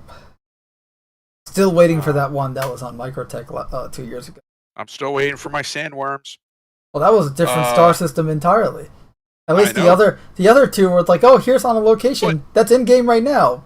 But yeah, but if you're willing to give me Levski and it doesn't truly exist in Stanton, then I'm okay with you putting sandworms on Daymar. Maybe someone smuggled it. When you go down to the Javelin wreck, that's the risk. Yeah. It's like maybe your ship gets swallowed up by a sandworm. We have Javelin wrecks, so at least there's that part. Yeah. They're just not being used as it wasn't being used as a base for criminal scumbags. So. True. But they can always add that in later. They can always add that in later. Yeah. Overall, I'd say CitizenCon was a success with Should we rate it? What would we rate it? Well, I would not want to rate it until later on, only because I'm curious to see. Here's my thinking. They finally recognized or publicly admitted that in the past they would show us stuff that we didn't actually get. So they made a point throughout this CitizenCon to kind of point out, like, this is tech that you're actually going to see.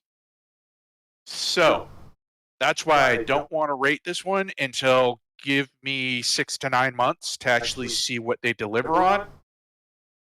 If they do deliver what they showed us, this would actually probably be one of the top-rated sitcoms for me personally. Just because of how they communicated it, yeah. Right. Hopefully the chat will hold us to that.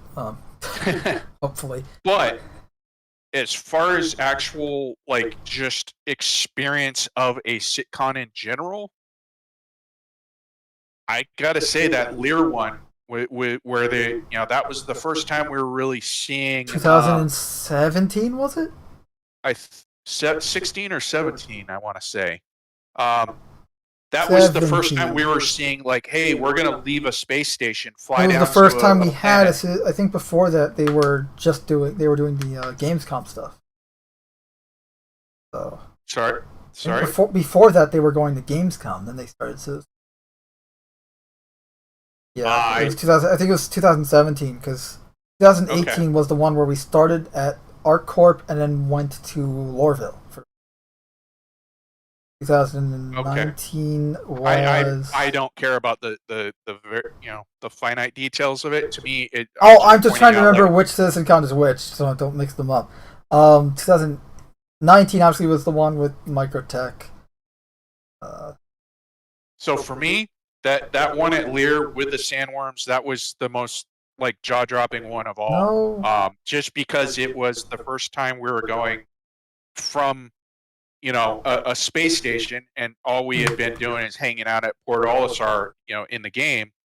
So this was us actually going, wow, we're going to get to go planet side. And, they flew in, they landed, they took land vehicles, they shot at each other, speeder bikes, and then you got the sandworm coming out. Like, as far as an overall show, that was a big show for me. So to me, that's the top show right now. Yeah, you're right. It was 2016. My mistake. But this show, pretty good. If they deliver, it'll be just underneath that Lear show.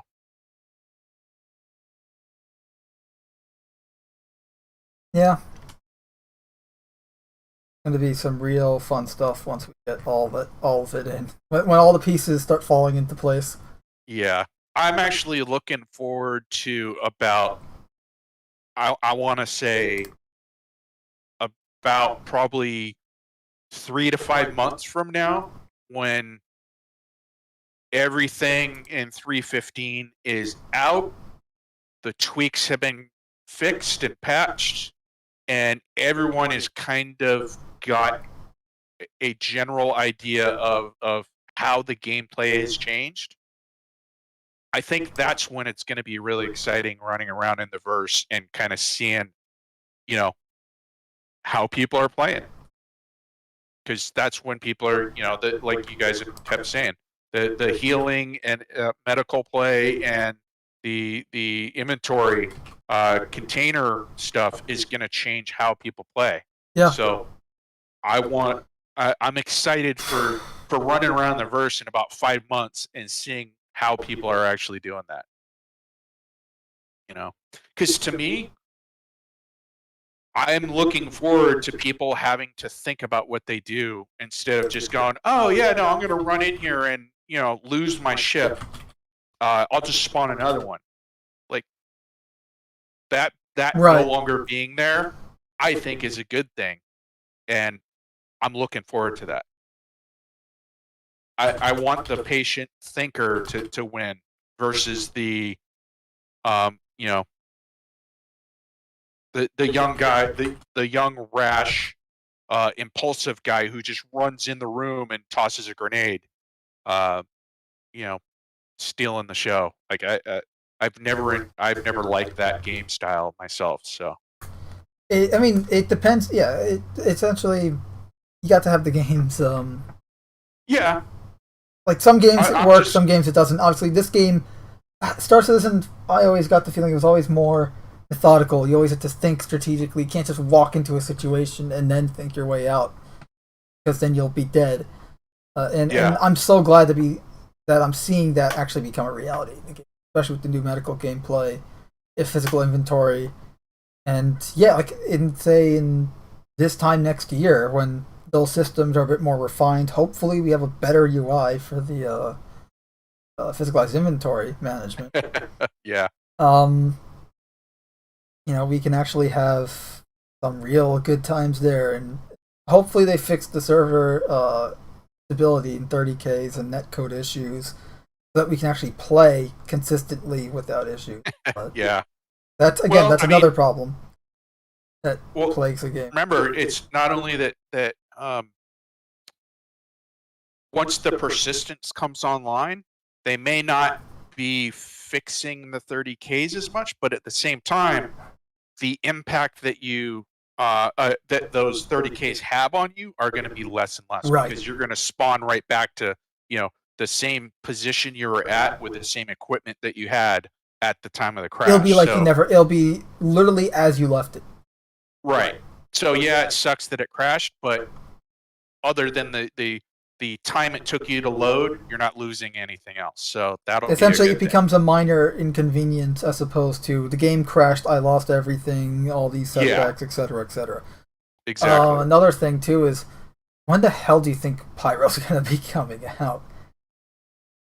When do I think Pyro will come out? Because I've heard people say that it was going to be end of this year. I doubt that. I don't think it's if at best, and this say Q4 of next year.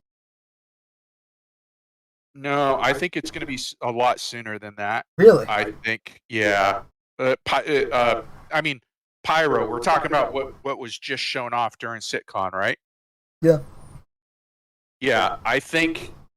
Now, I'm not saying that you'll get the whole system and everything that we saw, but I think we'll at least get, the star and a planet, and if that planet has moons, the moons around it, at least one. I think I would feel comfortable saying we'll get that mid-year next year. So Q2, Q3? Beginning Q3, let's say. Oh, so you think maybe like a Q3 X patch is gonna have like maybe the rest of it or something? No, I think. Like maybe, okay, it's only the planet and then the moons come in an X patch. Yeah, like I honestly think we're gonna see kind of the same iteration we saw with Stanton, in the sense that we'll get one planet and maybe a moon for that planet, and then like 1 or 2 patches later, you might get another planet or 3 moons, kind of a thing. Like just slow iterations building up to the complete, cast of planetary bodies in the system. And to be honest, I haven't dove in on it, so I don't know like every single planet and moon in Pyro. I don't know either, but we can check. By the way, I should say that the roadmap right now doesn't have anything relating to Pyro. We got Q2 of 2022, so Q2 of next year.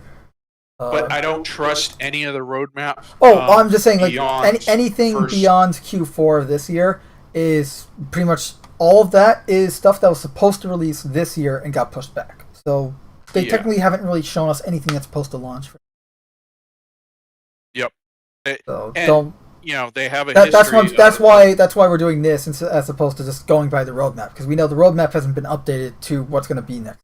Just what's going to be in this and what they pushed back. Well, plus, they have every year previous, they basically take whatever they had on the roadmap, and throw it out in January, and have a bunch of meetings. Essentially, reset the roadmap for that year, and then. Usually mid-February is when we get a new updated roadmap of what we're going to get for that year. So basically anything you see on the roadmap pertaining to next year, just throw it out the window, because they're going to throw it out the window. Yep. That's it. Every year they reset the roadmap for, okay, what is our goal this year? Yeah. And here's it's never, the roadmap never actually includes anything that was previously on the roadmap for that year. So it's not like, oh, hey, we took those things that we off the previous roadmap and added it to this one. It's always been, nope, here's a whole new list of shit. So, pardon my French.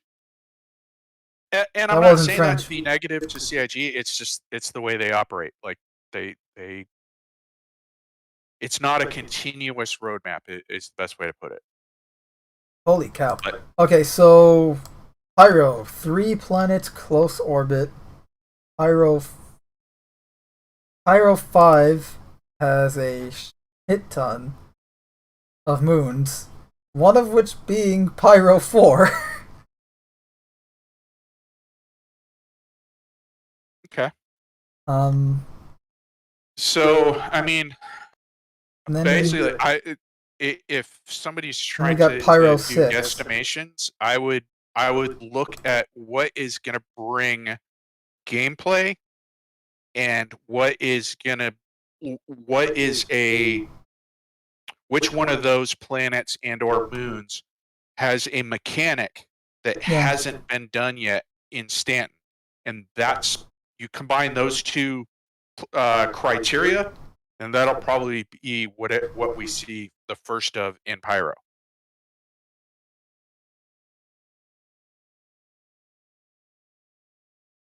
So if there's one of those moons that has a special characteristic that's unique to it and only it, or there's an orbit that's maybe off center or out of the elliptical or something like that, that might be a criteria that they're like, hey, let's develop that tech.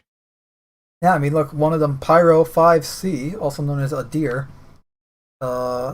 The crater-ridden surface of Adir is broken only by a 700-kilometer-long streak of slick, shiny obsidian, southern hemisphere. Oh, there you go. Okay. That's just basing it off of what they did in the past in Stan. You know how they picked one climate, one mechanic to work on, and then they nailed that down, and then they went, okay, let's work on a cold climate. Okay. Now let's work on a gas giant. Pyro 5D has lava ocean. Yeah, that's probably a pretty high candidate. Keep in mind, Pyro 5 is the only planet in the system with moons. So where is the actual floating space station?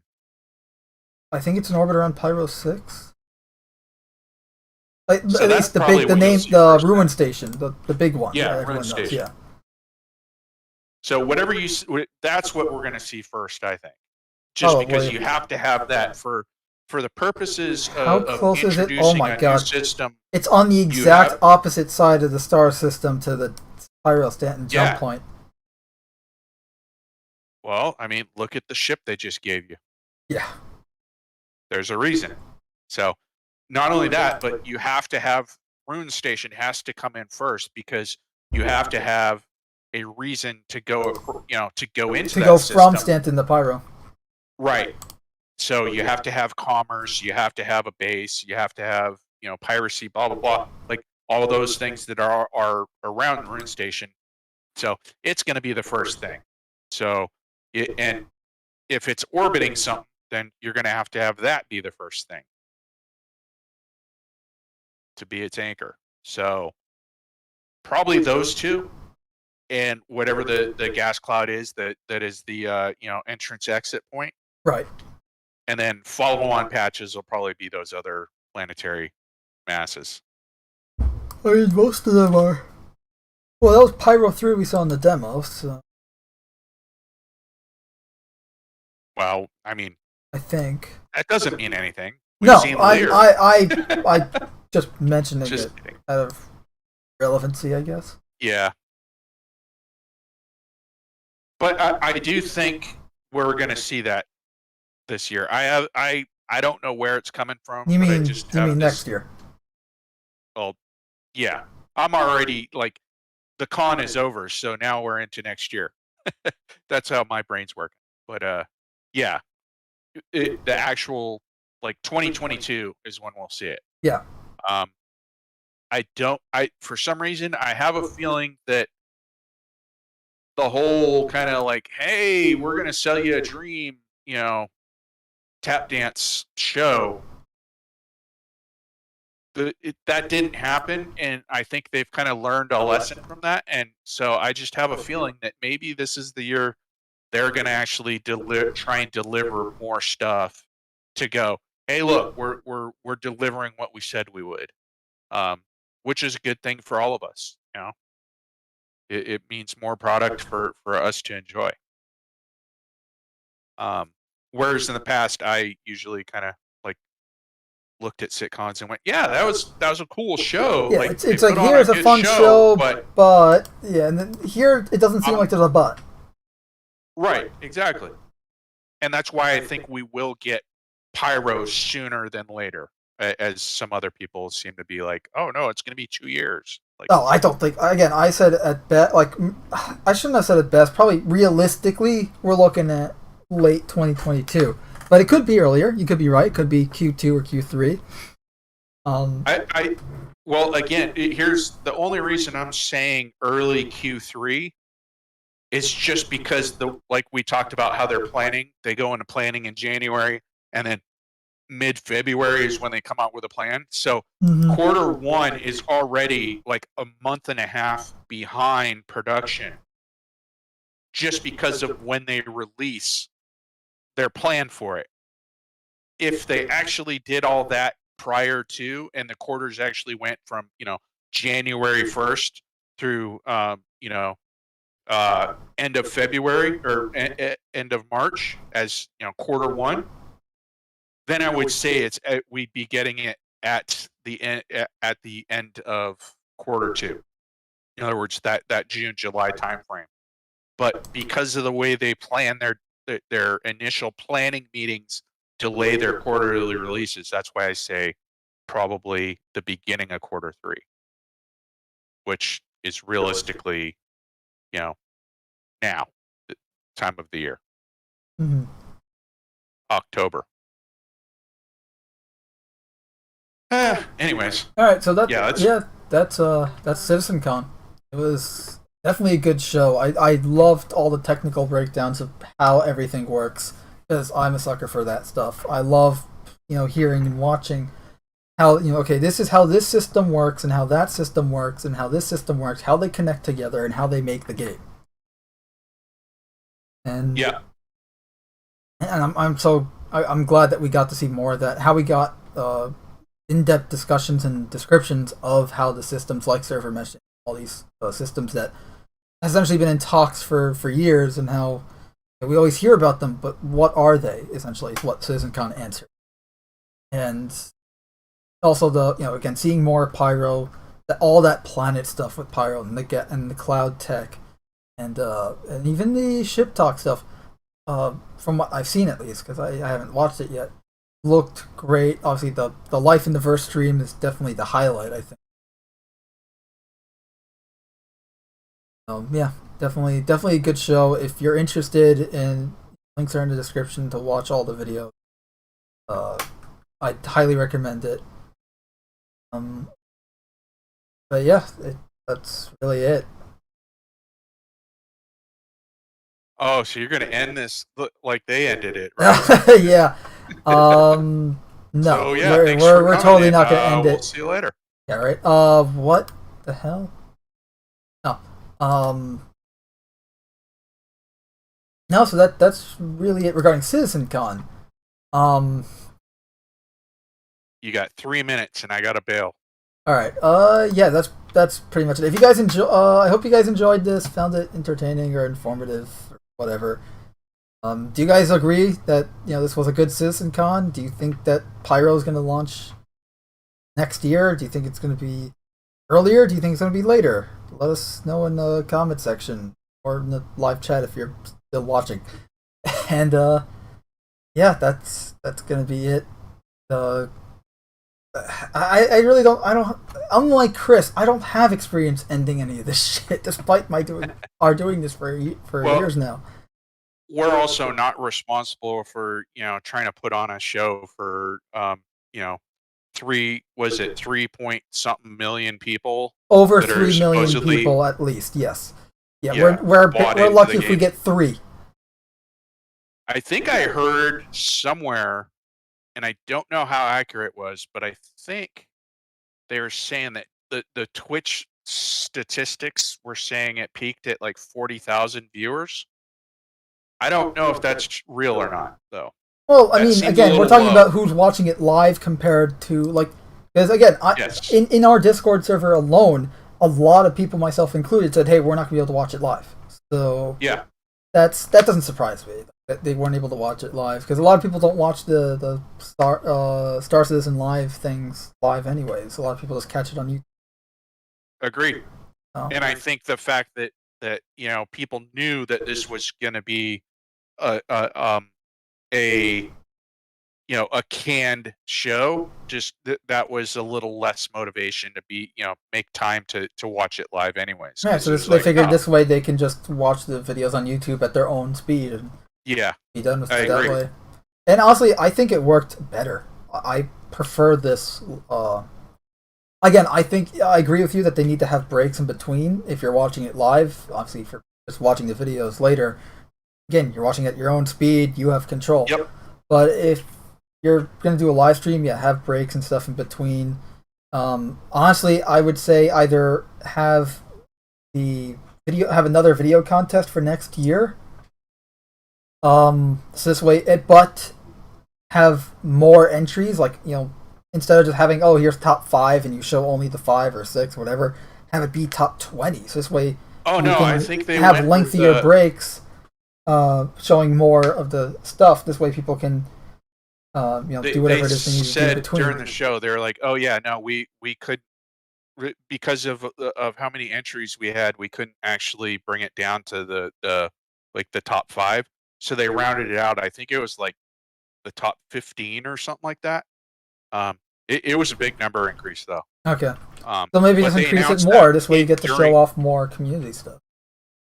Right. Look, no. The reason I said that was I'm in agreement with you, but I think they should actually have multiple different types of content contests. In other words, like, let's have people who are competing for like the best org ad, and let's show like the top 5 of those. So essentially you have sub contests within, like, here's CitizenCon videos, except you have 3 different CitizenCon video contests. One is like a in-universe commercial like we did this year. Another one is a org commercial, like separate from in-universe, right? And then another one is whatever. Ship commercial. I was going to say, like, why not have like maybe just a subject channel, in the sense of like, one is about ships, one's about land warfare, or PvP combat, and the other one is private org commercials. And we're going to pick the top 5 of each one of those, and we're going to show those during the SitCon.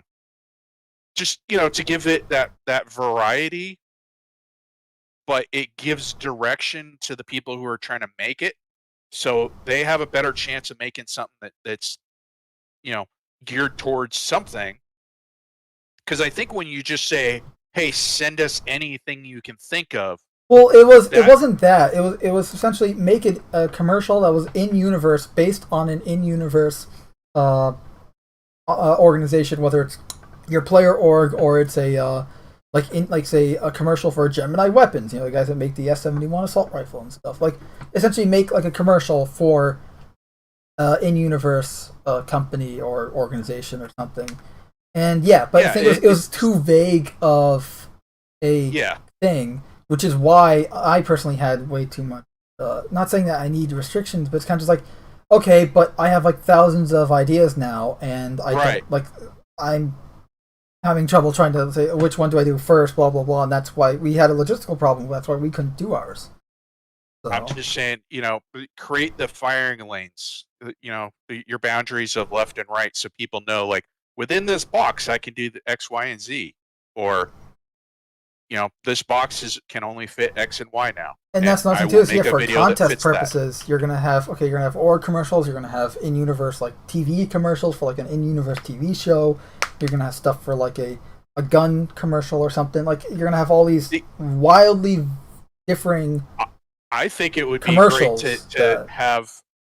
I think it would be great to say, okay, we want you to come up with a in-game marketing commercial for a product that is in the game, like what we saw Board Gamer do. He did the Quickie Stop commercials. Mm-hmm. I don't know if you've seen that one yet. No. But he basically, it was like a 7-Eleven commercial. Oh, that was his. You could tell it was him because it was his voice. I skimmed through it a bit, but I didn't. Okay. I was skipping through some of the Twitch stream, and I saw one of them that was that 7-Eleven thing. But okay, that was him. I didn't know that. He was muted, so any voice. So what I'm getting at is, I think that it would be great, like, to be able to actually play those in the game on billboards. Like, that, to me, I'd be okay with, because that's like player-created content being used as commercials in the game. That would be awesome. And same guidelines have to apply for the next year's contest. Like, it has to be in-universe, lore-friendly, and all that. I fully agree with that. Again, I just think maybe have, instead of one contest that covers like a variety of commercial genres, like you have, again, gun commercial versus a like drink commercial. Like, you have like item commercial versus organization commercial versus TV show commercial. Very different types of commercials and stuff, and you're going to compare them, and they're going to be trying to compete against each other in the same contest, versus having 3 different contests that are all the same guidelines and stuff, except they're all CitizenCon video contests, have to be lore friendly, whatever, except one is a organization commercial, whether it's a in-universe NPC run organization, so Ninetales, UE Advocacy, Crusader, different categories, or player organization, but regardless, organization commercial in-universe, and then you have in-universe item commercial, so guns, shop, like a specific shop, like here's a live fire weapons commercial. Here's a what? Sorry. You keep repeating guns as your category over and over. Well, I like guns. Worried about you. But yeah. Anyways, but like stuff like armor or whatever it is, even freaking soft drinks. That would be item commercial. Then you have your even a ship item commercial, right? Yeah. And then you can have stuff like a TV, like in-universe fiction. So like like a Magnum PI in-universe Magnum PI show, right? Like a commercial for that. That would be a separate contest. Again, they're all for CitizenCon videos, but at least this way the contests themselves have some like variety. Like there's variety in the contest, so this way your in-universe fiction video is not competing against someone's organization commercial video or a soft drink sounds commercial. Kind of like we're saying the same thing as we said about the best in ship show brackets, and that those need to be done by categories. Right, like combat, fighters versus carriers versus multi-crew versus mining versus But I want to see how the Razor stacks up against the Carrack. Come on, man. Anyways, I gotta then get out you of are here, alone. No kidding. Yeah. Anyway, so yeah, that's problems in life if that's my concern. Yeah, good show. CitCon was awesome. That's just a thing that I have for next year's con, specifically the video contest. Like, just kind of separate the contests into maybe subcategories or something. Well, who knows what the CIG animal will look like by next year. And hell, we might have a physical convention again, even though I really like this layout. But we shall see. We shall see. Only time can tell. And speaking of time, I think we're up on it. So we shall go. Well, have a good night, and have a good night to anyone who's actually listening to our rambles and rants. And thanks. Yeah, and see ya. And I will end this by saying thank you for watching, whether you are catching this live and are in the chat and being awesome. So start off, I want to thank MegaJetty1 Media and The Brightest Day for being in the chat. And MegaJetty1, thank you for pointing out that I was mute. I had no idea. And to which I say, fuck, I did not realize. So thank you. Hopefully it wasn't for too long. If it was, I'll probably add in, I'll re-record some audio or something, because I hate that happened. But thank you for watching, whether you're watching live or catching this on the rerun later. And again, let us know what you guys thought of all this. What did you guys think of the gas cloud tech and pretty much everything they showed off? What did you think of CitizenCon as a whole? What do you guys think of our ideas? Let us know in the comments section, because why not? And if you enjoyed this, give it a thumbs up, share, subscribe. You guys know the drill. If you didn't like it, give us a thumbs down and tell us why you didn't like it in the comment section, because feedback helps. We're all about.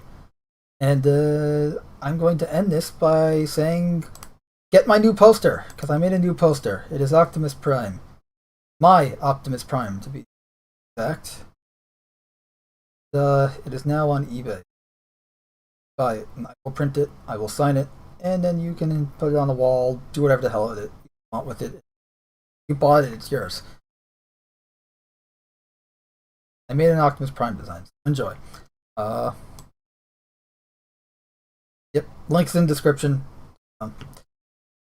Yeah, that's going to end it for now. Catch us Wednesday at 6 p.m. Eastern Standard Time for The Leftovers, where we'll be discussing... Let's see, because I actually had you guys vote on what we'll be discussing. It seems half of you want us to vote on Activision Blizzard, and talk about Activision Blizzard. Half of you want us to talk about Marvel's new Ghost Rider.